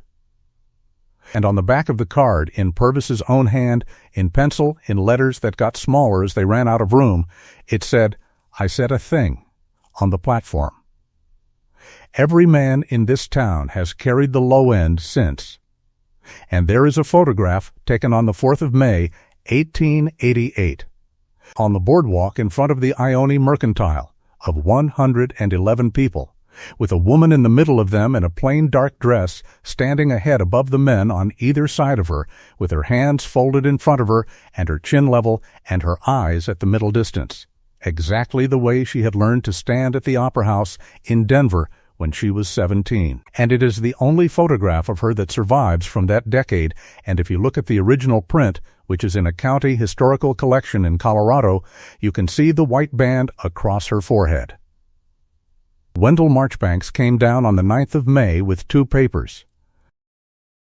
The first was a contract, 5 years, all bellwether freight, at a rate she had not asked for and did not haggle over because she was too astonished to haggle, and with a clause in it that she made him read out loud twice, which said that the contract ran to Thrall and Company and to the survivor of the partners for the term. The second paper was a certificate for 1/40th part of the Bellwether Consolidated, made out in the name Josephine V. Thrall, and Marchbanks put it on the table and said, "The company voted it." Not me. The company. There's a resolution, and it's in the minute book, and I'll read it to you if you like. And she said, "Wendell, I can't take a share in a mine for pulling on a beam." And Marchbanks said, "You can't refuse it either, because it's already voted, and it'd take another vote to unvote it, and I'll not be the man to call for that vote." And then he sat down, heavily, in the chair he had been standing beside, and put his face in his hands, which is a thing a mine superintendent does not do in front of contractors, and said, "I had 9 men to write 9 letters about, Mrs., and but for you it was 12, and I don't care what you can and can't take." That 1/40th of the Bellwether Consolidated paid $1,100 in 1889, $2,290, $3,191, and then the silver went down in 93, and it paid nothing at all for 4 years. And then in 98 it began paying again on the lead and zinc, and by 1904 it had paid out, all told, a little better than $29,000. Every cent of which went into mules, wagons, a warehouse on the spur track, a second string out of Ori, and, in the fullness of time, 11 motor trucks. But that is running ahead. What matters is the 11th of June, 1888, when Adelaide Vale married Charles Farnham the Younger at the New Brick Church in Denver in front of 400 people. And among the 400 were 11 men who did business with the Vale Brothers Transfer and or Freight Company, and of those 11, 9 had read the Rocky Mountain News of the 28th of March. It is difficult, at this distance, to make people understand what that spring was like in that stone house on 14th Street. Sherwood Vale had settled his eldest daughter into a hole in the mountains in October for the express purpose of not having her at that wedding, and had paid, in the doing of it, $940, 480 of which had been handed back to him on his own loading dock in front of his own teamsters. And in March a newspaper had put her on the front page. Not as a curiosity. That was the thing he could not manage, and Corinne Vale could not manage it either, and it broke something between the two of them that never after set straight. If the papers had made a freak of her, they would have known what to do. They had 11 years of practice in what to do. You shut the curtains and you wait, and it passes. But the papers had made her a hero, and worse than a hero, a Colorado hero, of the exact kind that a state 4 years old and desperate for a mythology reaches out and takes hold of with both hands. And there is no procedure in any drawing room in the world for being ashamed of somebody the whole state has decided to be proud of. The wedding itself went off beautifully and was ruined in the receiving line. Old Judge Farnham, the groom's grandfather, 81 years old, deaf in the left ear and entirely beyond the reach of social management, took Sherwood Vale's hand and held on to it, and said, in the voice of a man who cannot hear himself, "So this is the father of the woman at the Bellwether mine. Sir, I have read that account 4 times. My son had it read at his table. Where is she?" And Sherwood Vale said that his daughter was regrettably prevented, the distance being what it was, and old Judge Farnham said, at the same volume, "Prevented? Prevented by what?" And there was a silence of about 3 seconds in a line of 400 people, and in that silence Corinne Vale heard, quite distinctly, a woman behind her say to another woman, "They did not ask her." It went round the room in under a quarter of an hour, because a room like that is a machine for the distribution of exactly this kind of information, and by the end of the evening the settled understanding among 400 people in the city of Denver was that Sherwood Vale had married his big daughter off to a mule packer in the mountains to be rid of her. That she had turned out to be the finest thing the state had produced in a decade, and that he had not asked her to his other daughter's wedding. And the finest embroidery upon it, which was untrue in the letter and perfectly true in the substance, and which somebody supplied that very night and nobody ever afterward removed, was the figure. $940. It came up at the club. It came up at the chamber. A man from the smelter said it out loud in the lobby of the Windsor Hotel in the last week of June, and the man he said it to laughed, and Sherwood Vale was 11 feet away behind a pillar. And this, more than any other single moment, is what put him on a train. Because here is the true shape of the man, and any account that makes him a simple villain misses the thing that made him dangerous and, in the end, pitiable. He did not go up to Ione in July of 1888 out of remorse. He went because a thing he owned had turned out to be valuable, and he wished to have it back on the books. He went to repair an asset. That is not a modern unkindness invented for the telling of the story. It is very nearly a quotation, because he made the mistake of putting his intentions in a letter to his junior partner, a man named Halstead Rowe, and Halstead Rowe kept it, and Halstead Rowe's grandson gave that letter to a county historical society in 1961. And here's the sentence from it that anybody may go and read. "The situation as it now stands is doing us harm in the city and cannot be let alone, and I mean to go up and put it right. And if the matter can be settled with money, it will be settled with money, as most matters are." What he proposed, and he had it worked out in detail on the train, was this. The thralls would come down to Denver. There would be a supper, a large one, in the stone house on 14th Street, with the Farnhams and the chamber and a photographer. There would be a paragraph in the news prepared in advance describing the deep pride of a Denver family in its daughter. There would be, for the husband, a district agency for the Vale Brothers Transfer and or Freight Company in the San Juan country, which was a genuinely valuable thing and which he believed no man in a log house would refuse. And there would be a settlement upon the daughter of $4,000 in trust, which was more money than a packer in Ione would see in 6 years, and which was, if you knew the man, an act of real generosity performed for entirely rotten reasons. And both halves of that sentence must be held at once, or you will not understand what happened on the platform. He wired ahead. That was his second mistake, and it was the fatal one. Because a telegram in a town of 400 people is not a private communication, it is a public utility with a man at one end of it who has a mouth. The wire came into the Ione office at 10 minutes past 4 on the afternoon of Tuesday, the 17th of July, and it said, "Arriving Ione Thursday 2:40 with Mrs. Vale. Stop wish to see you both on a matter of family business. Stop father." And by 6 o'clock that evening there was not a soul in the town of Ione, nor in the camp of the Bellwether 1,100 feet above it, who did not know that the man who had sold Josephine Thrall on a freight dock in Denver for $940 was coming up on Thursday's 2:40. She read the wire standing in the office with the telegrapher watching her, and she folded it and put it in her apron and said thank you, and went home and put it on the table in front of her husband and sat down. And Eben Thrall read it twice and said, "What do you want to do?" And she said, "I don't know." And he said, "Then we'll not decide it tonight." What she did was go up the mountain on the Wednesday with a full string, because there was freight to go up, and because there is no better place on God's earth to think than 4 miles of switchback with 9 mules behind you. And at the top she sat on the stump by the cook shack door, The new cook shack, built in June out of the timber of the old one where the timber would serve, and Orpha Dean came out with 2 cups of coffee and sat down beside her and said nothing for a good while, which is a rarer talent than conversation. And after a time, Josephine said, "He'll want me to come down to Denver and be exhibited." And Orpha said, "Yes, he will." And Josephine said, "I find I want to go." And that is the sentence that makes this a story about a person and not a statue, and any telling that leaves it out is a lie, because she did want to go. She was 20, 9 years and 8 months old, and she had spent 11 years in that stone house being the thing that was wrong with it, and there was a part of her.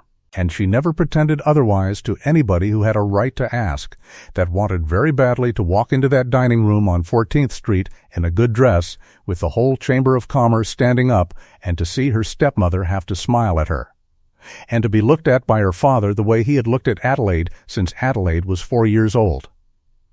She wanted it the way you want water. And Orpha Dean, who had buried a husband at the Camp Bird and 2 children at Silverton and had cooked for hard men for 11 years and had opinions about being wanted, drank her coffee and looked out over that basin and said, "Then go down and be exhibited." There's no shame in it. Only, honey, know what you're buying. Because it's a real price, and it don't show on the ticket. And Josephine said, "What's the price?" And Orpha said, "It's his say. If you go down when he calls and stand where he puts you, then what you are is what he says you are, and he'll have said it in front of 400 people, and the next time he says something different, they'll believe that too." You'd be handing him the pen back, and Josephine Vale Thrall sat on a stump at 11,400 feet with a tin cup in her ruined hands and understood, all at once and completely, that she had been offered her old life back at the price of her new one, and that the price was not the visit. The price was that the visit would only be possible if he was the one who decided when she was somebody. She came down that night and told her husband what Orpha had said, and Eben Thrall listened all the way through it and then said the plainest thing anybody says in this entire story, and he said it looking at the stove and not at her, because he was a shy man about the large matters. "Joe, you've been paid for once already. Don't get paid for twice, even in good coin." And she said, "All right." And he said, "All right what?" And she said, "All right, I know what I'm doing Thursday." Thursday, the 19th of July, 1888, came up hot and blue and still. One of those high country July days when the whole world smells of warm spruce and dust and the aspens stand absolutely motionless, and the 240 came down the grade into Ione 11 minutes late. And there were.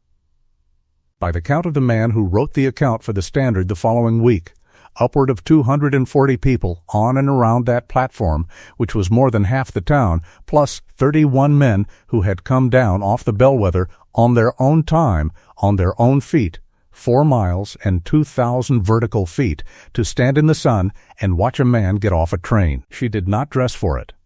That was decided on the Wednesday night, and it was the whole of her strategy, and she never afterward claimed it had been anything clever than instinct.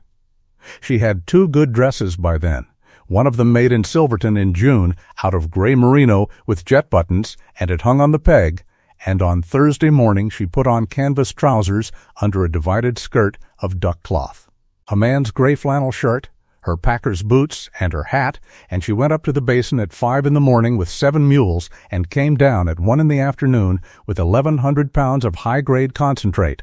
And she came onto the platform at Ione at 20 minutes past 2 with the string behind her and the dust of the trail on her from the boots to the hat brim. And she was standing at the freight end of that platform with a lead rope in her hand when the 240 came in 11 minutes late. Sherwood Vale came down the car steps first and turned and handed down his wife. He was 59 that summer, and he had had his coat brushed in Solita, and he came down onto the boards of that platform expecting, because he had never in 30 years had reason to expect otherwise, that the arriving would be the important part, and that whatever happened next would begin when he began it. And what he found was 240 people standing in the sun in complete silence looking at him. and not one of them moving, and not one of them speaking, and 31 hard rock miners in their clean shirts standing in a block at the end of the platform with their hats on, and it went through him like cold water. Because he was not a stupid man, and a man who is not stupid knows within about 2 seconds what a silent crowd is for. He found his daughter last, because he was looking for a woman in a dress. When he did find her, she was 14 feet away with a rope in her hand and a mule's nose at her shoulder, and she said, "Hello, Father and Corinne Vale," who had had 2 days on trains and a poor night in Solita, and who had never in her life been able to stop her own mouth when it started, looked her stepdaughter up and down, from the hat to the boots and back, and said, in that voice like poured cream, loud enough for 30 people, "Josephine, my dear, you are wearing trousers." And Josephine said, "Yes, ma'am, I'm working." And there the thing sat, in the sun, for about 4 seconds, and then it was taken entirely out of everybody's hands by the Denver and Rio Grande Railroad, because a train that comes into a mining town is not a social occasion, it is a delivery, and at that moment 2 brakemen rolled back the door of the baggage car behind them and began to swear at each other about a crate. The crate held a pump casting for the Bellwether's number 3 level. It weighed, by the way, Bill, 860 pounds, and it had been loaded at the foundry in Pueblo by 4 men with a gantry, and it had to come off that car onto a dray. And the 2 brakemen and the depot agent and the drayman had gotten it half onto the skids when it went over on the corner and jammed there at an angle with the near end down, and the whole weight of it locked against the door frame, which is the worst thing that can happen to a heavy crate on a skid, and the 4 of them stood there heaving at the high corner with their faces going purple. And it did not move an inch, and the drayman said a word that made 2 women turn around. And Josephine Vale Thrall handed her lead rope to Lyle Pettigrew and walked past her father and looked at the crate for about 3 seconds and said, "You're all 4 on the high corner. 2 of you get under the low end.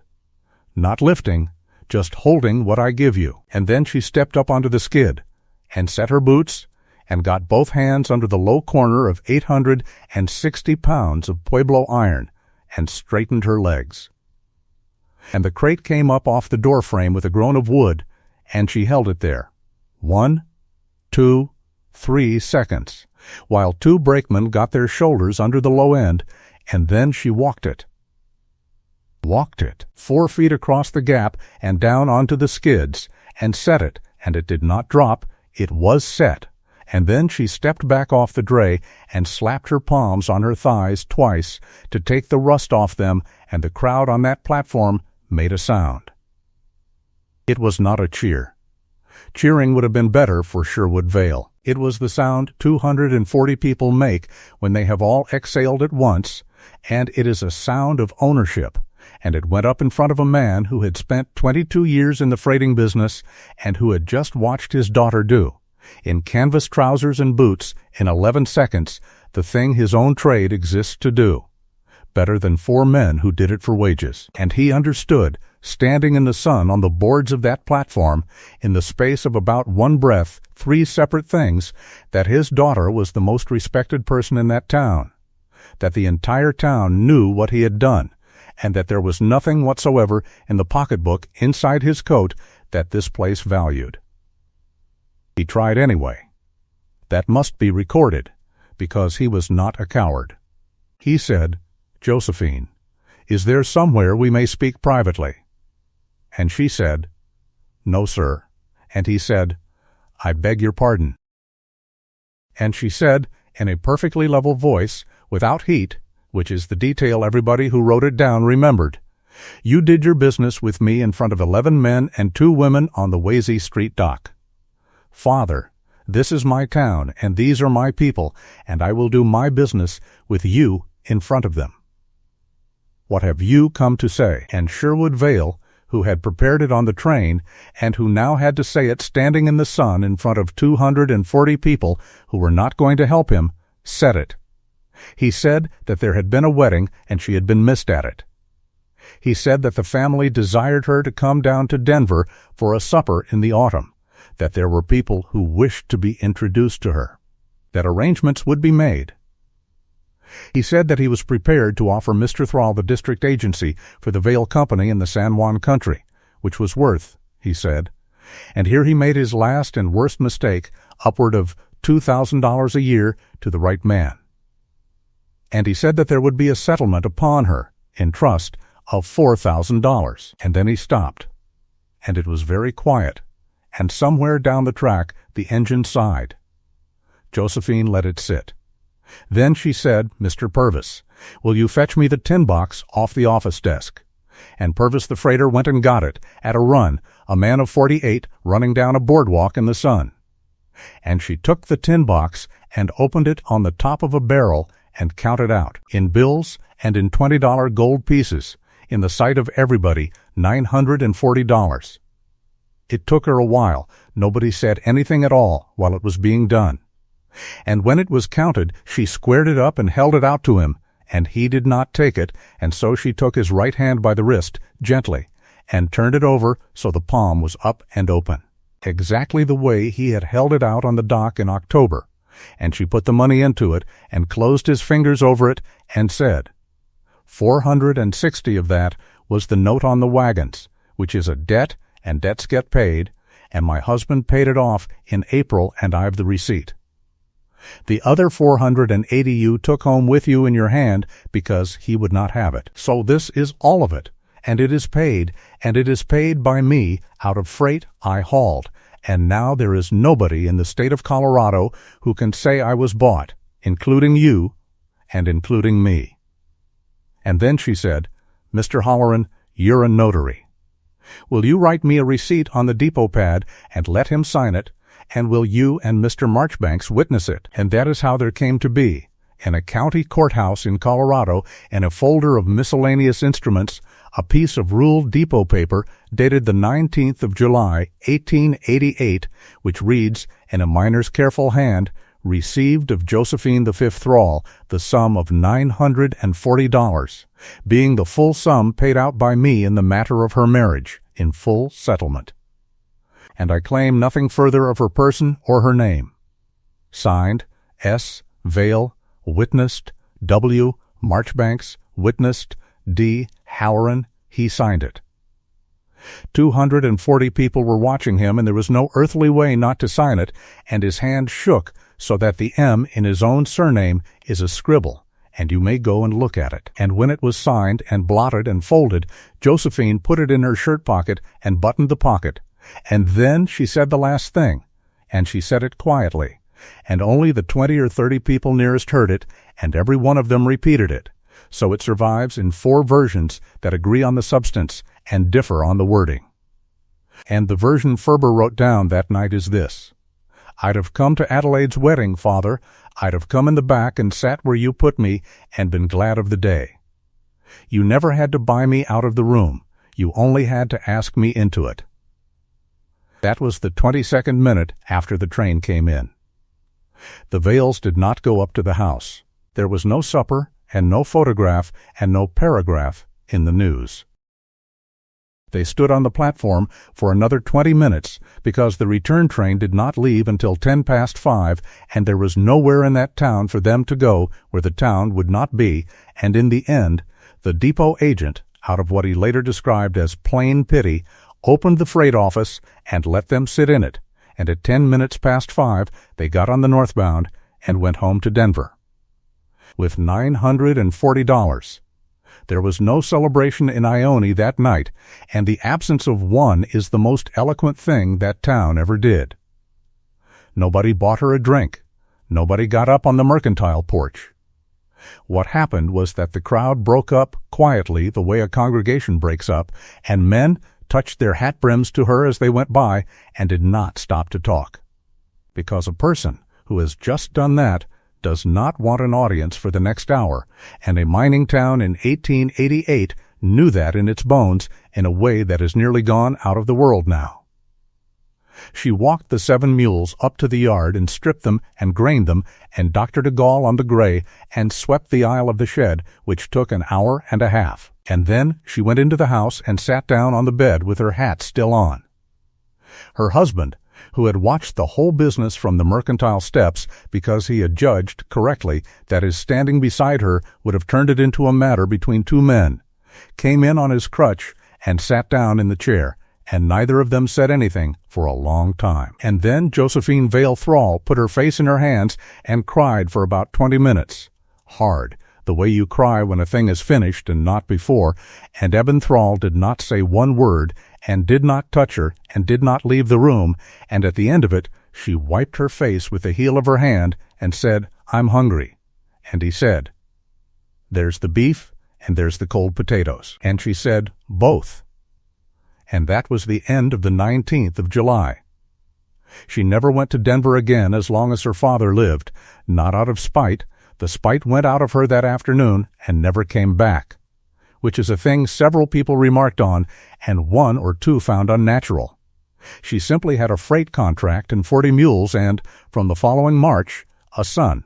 And the road to Denver was 300 and some miles of narrow gauge and standard gauge, and there was, quite genuinely, no time. The son was born on the 11th of March, 1889, in the one-room house, with Dr. Ferber and Orpha Dean, and 4 inches of new snow on the sill, and he weighed 11 pounds and 2 ounces, which Ferber wrote in the day book with what one may fairly detect as satisfaction, and they named him Klaus, after a Bavarian freighter who had been dead 19 years and who had told a fat little girl in a Denver wagon yard that she was correctly built.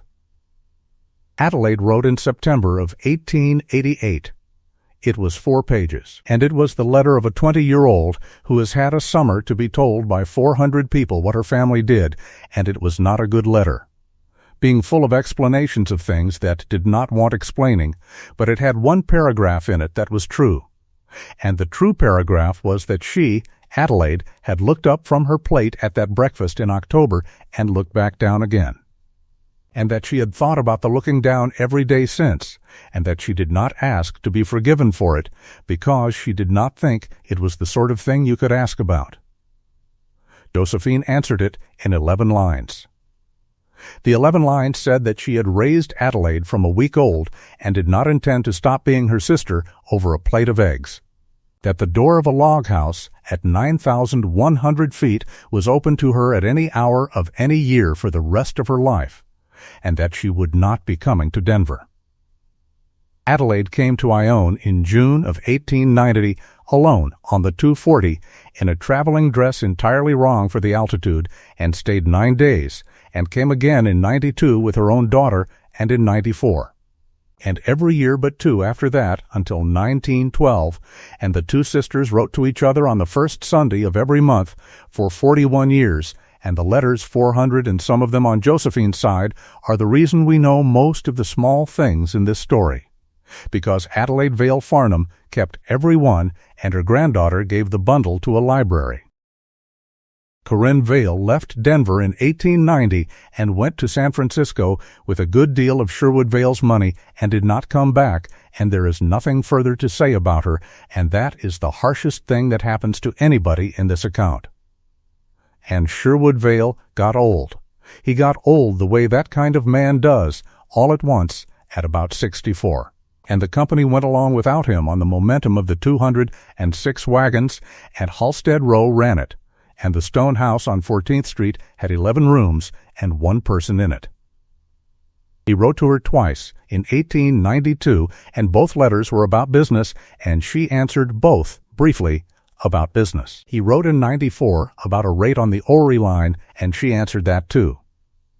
And in August of 1896, at 67 years of age, without wiring ahead, Sherwood Vale got on the narrow gauge and came up to Ione and got off the 240 carrying his own valise, and there was nobody on the platform to see it but the depot agent and a dog. He walked up the street to the yard and found his daughter in the shed with a rasp in her hand and a mule's off hindfoot between her knees. And he stood in the doorway with his hat off, and what he said, when she straightened up and saw him, was, "I've no business here and no offer to make you. I'd like to see the boy." And Josephine Vale Thrall, 38 years old, put the rasp down on the bench and looked at her father for 11 seconds, and then said, "He's at the schoolhouse until 3. There's coffee in the house, and the step at the door is a bad one." he stayed 19 days. He slept in the lean-to that had been his son-in-law's bedroom for the first 4 months of the marriage, and he was 67 and stiff in the mornings. And on the 4th day, having nothing whatsoever to do with himself, he wandered down to the yard and stood watching Lyle Pettigrew and a hired man load a string, and after about 10 minutes he said, without meaning to say it out loud, "You're crossing that lash under the belly on a cinch-galled animal." And Lyle Pettigrew, who was 28 now, and had heard about this man for 8 years, and was disposed to hate him, looked at the mule and looked at the lash, and said, "So I am." And after that, Sherwood Vail spent the mornings in the yard. He did not pack. He could not have lifted a side pack to save his life. What he did was what he had done in 1866 before he was anybody, which was to look at loads and tell people what was wrong with them, and there is no doubt at all that those 19 days were the happiest that man had had since about 1874, and there is also no doubt that he never once said a word to his daughter about the platform, or the dock, or the money, or the wedding, because he was not made in a way that permitted it. What he did instead was this. On the last morning, the 7th of September, 1896, he went down to the yard alone before breakfast, and he wrote out in his own hand on Vail Brothers' letterhead he had brought with him for the purpose: a transfer of 9 wagons, 2 ore beds, 11 sets of harness, and a spring dray to Thrall and Company of Ione, Colorado, for the consideration of $1 and other good and valuable consideration received. And he left it on the bench with a rock on it, and he took the 5:10 and did not say goodbye to anybody but the boy. And when Josephine came down and found it, she stood there in the shed with that paper in her hand for a long while, and then she folded it and put it in the tin box, and she said to her husband that night, "He can't say it. He'll never say it." And Eben Thrall said, "He said it in wagons, Joe. It's the only language he's got, and he said it in wagons." She wrote him 1 letter after that, in October, and it was 6 lines long, and it thanked him for the wagons and told him what the boy had said about him, which was that his grandfather knew more about a load than any man in the county, and Sherwood Vail carried that letter in his breast pocket until he died of a stroke in his own dining room on the 2nd of February, 1901, and it was in the pocket when they found him, and Halstead Rowe, who had to go through the pockets, wrote to Ione about it, which is the only reason anybody knows. The outfit grew the way things grow in mining country, which is to say suddenly and in the wrong direction, and then suddenly again. In 1890 they had 41 mules and 1 contract. In 1893 the silver crashed, and half the San Juan shut down inside of 6 weeks. And Thrall and Company lost the bellwether hauling for 14 months and carried 9 families in the town of Ione on credit that everybody involved understood was not credit, and Josephine sold her mother's cedar chest that winter, which is the only bitter sentence in the whole of her account books. In 1898 the bellwether reopened on lead and zinc, and the ore came down in quantities nobody had seen in the silver days, and by 1901 they had a warehouse on the spur track, 2 strings, 11 wagons, an office with a stove in it, and a woman keeping the books who did not have to be checked, because she was the same woman who had kept the books of the Vail Brothers Transfer and Ore Freight Company for 11 unpaid years in a stone house in Denver.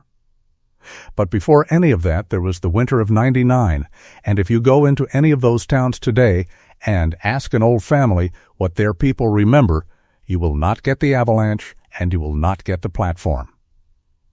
You will get the big snow. Between the 4th of February and the 24th of April, 1899, southwestern Colorado received the greatest snowfall in the recorded history of the state. The narrow gauge, which was the only supply line into that country, was closed for 78 days.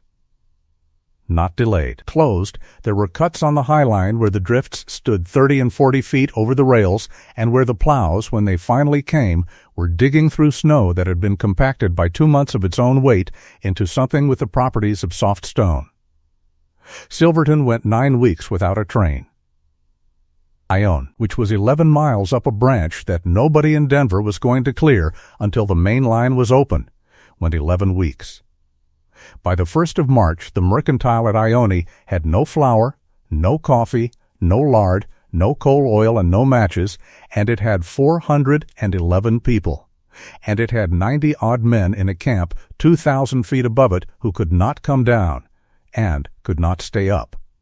What the town had instead of a railroad was a woman who had spent 11 winters learning exactly how much can be moved over a mountain by animals and by people when the wheels stop. She ran that relief for 61 days. Not alone. That is the part she insisted on until the day she died, and there were, by the end, 31 men and 9 women working it. And Lyle Pettigrew broke trail on the Ophir side for 3 weeks and lost 2 toes doing it, and Dade Coyne brought a string over from Silverton twice in March at his own cost through country he had no business in.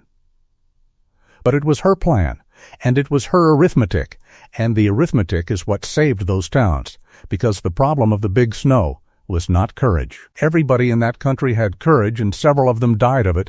The problem was that a mule cannot go where the snow is soft and 40 feet deep, and a man on snowshoes can carry 60 pounds, and 60 pounds does not feed a town.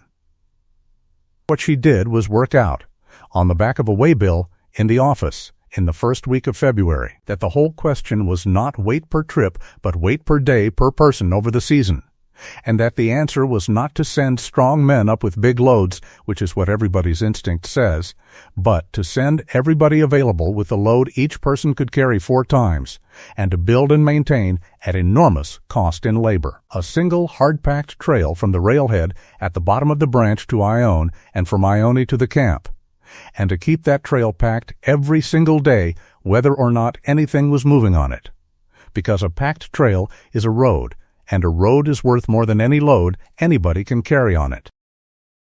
She called it, in the ledger, the road account, and she paid men out of her own money to walk up and down an empty trail in a blizzard doing apparently nothing, and there were men in that town in February of '99 who thought she had lost her reason, and by the middle of March there was a hard white highway 11 miles long and 4 feet wide that a loaded mule could walk on. And over it, between the 1st of February and the 24th of April, went 341,000 pounds of food, coal oil, powder, medicine, and mail.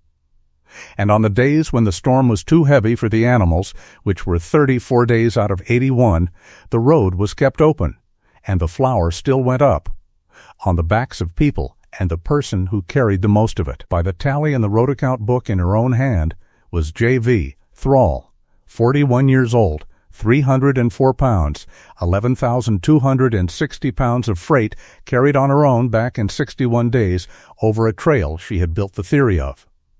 There was no newspaper story about the road account.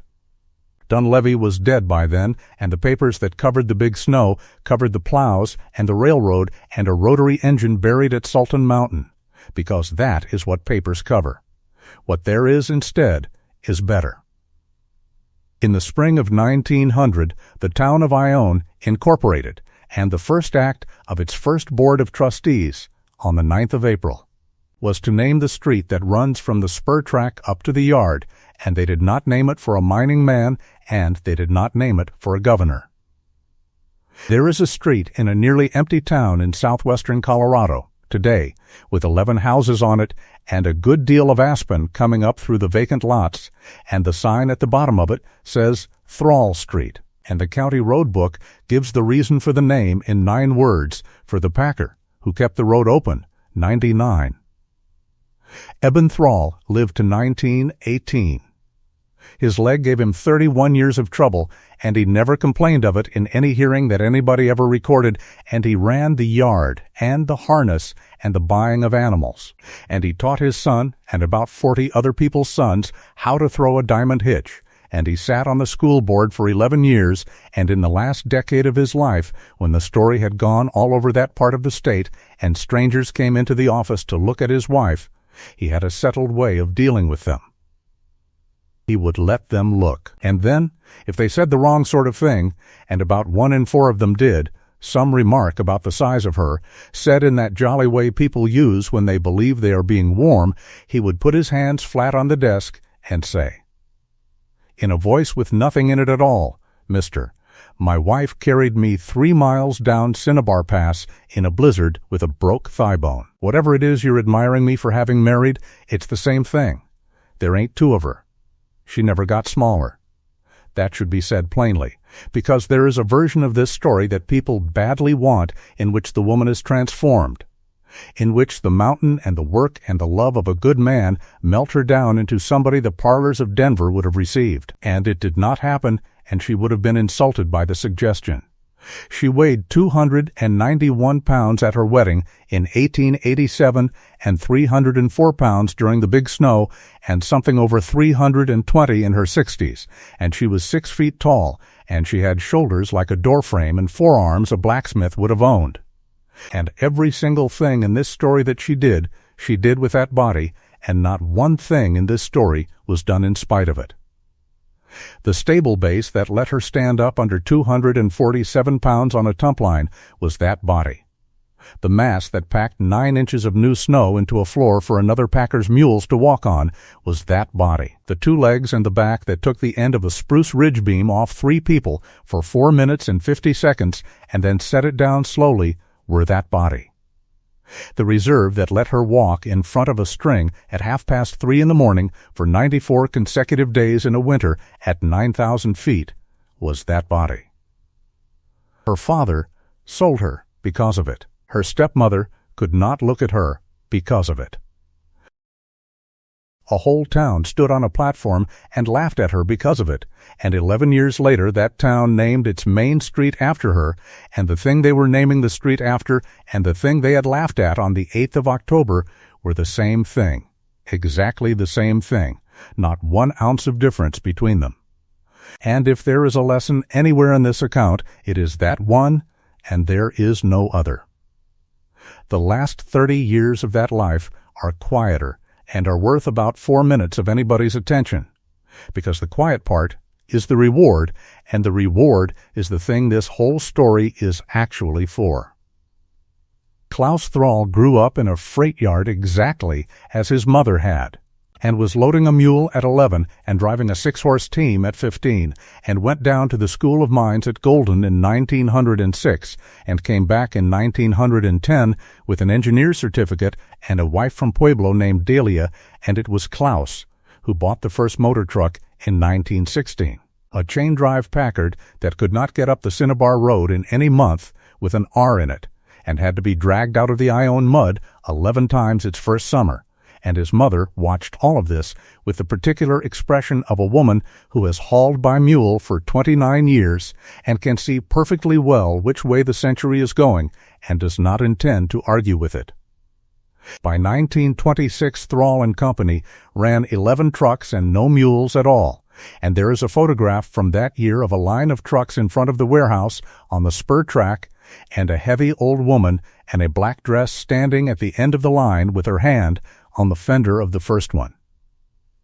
There were 3 grandchildren. There was, from 1920 on, a good deal of arthritis in both shoulders and in the neck, which any doctor now would tell you was the direct freight of that tumpline strap and that ridge beam, and she was quite clear-eyed about the transaction, and said so that she had spent a body the way you spend money, on purpose, on things she had wanted to buy, and that she had no complaint to enter and would not have the account audited.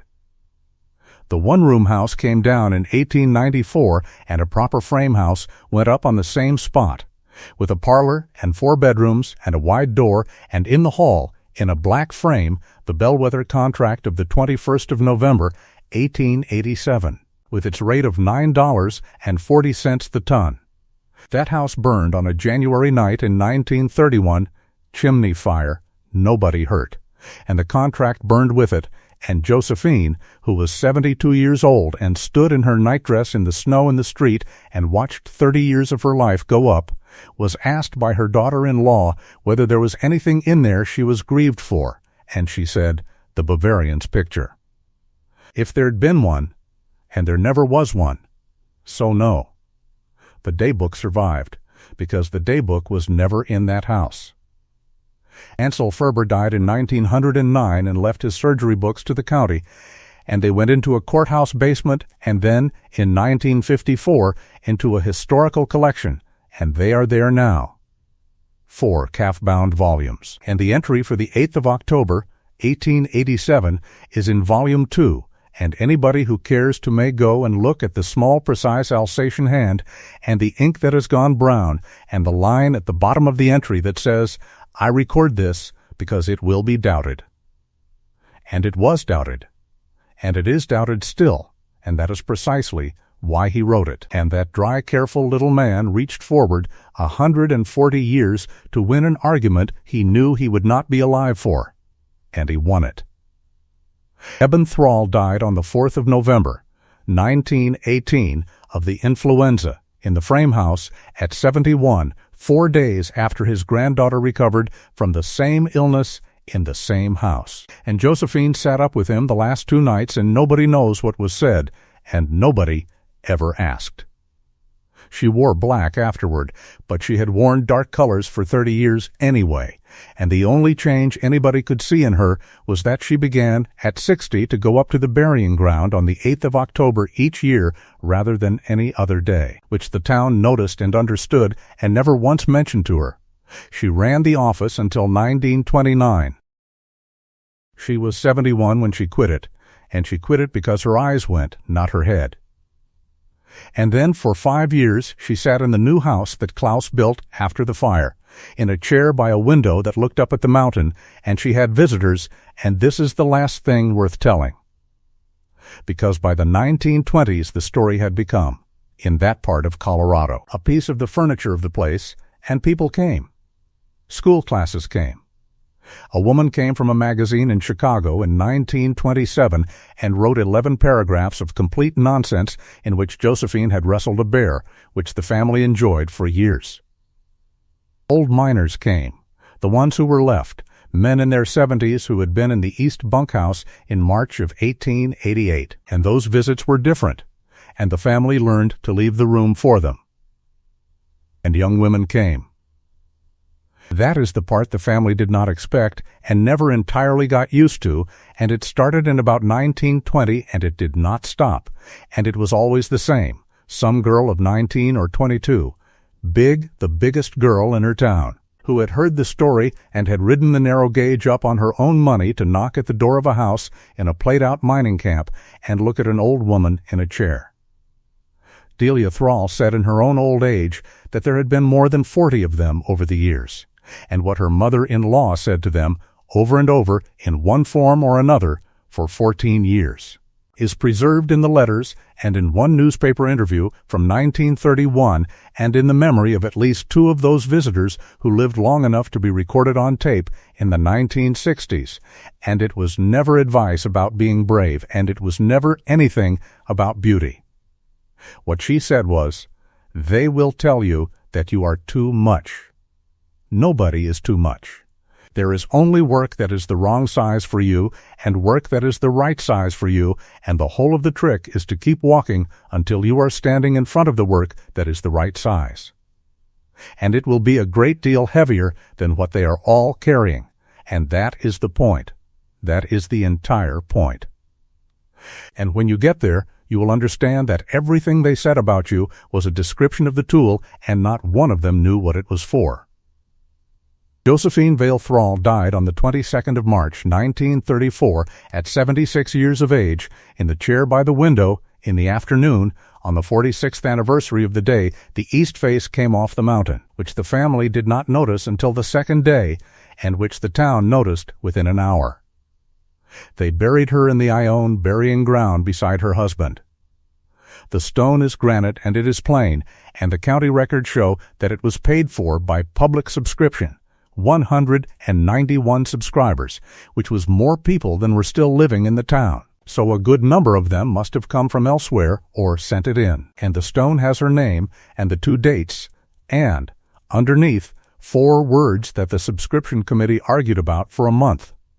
Because there were people who wanted the avalanche on it, and people who wanted the big snow on it, and one man who wanted the entire figure of 340 1,000 pounds cut into the granite.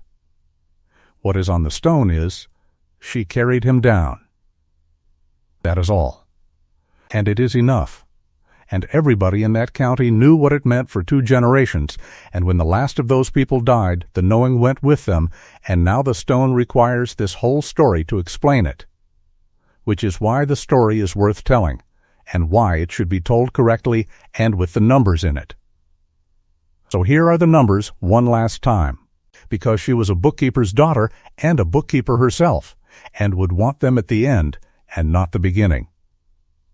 $940 counted out on a freight dock at Wazee and 16th in Denver on the 29th of September, 1887, into the open palm of a bearded man in an elk hide coat in front of 11 men and 2 women, 480 of which was handed straight back.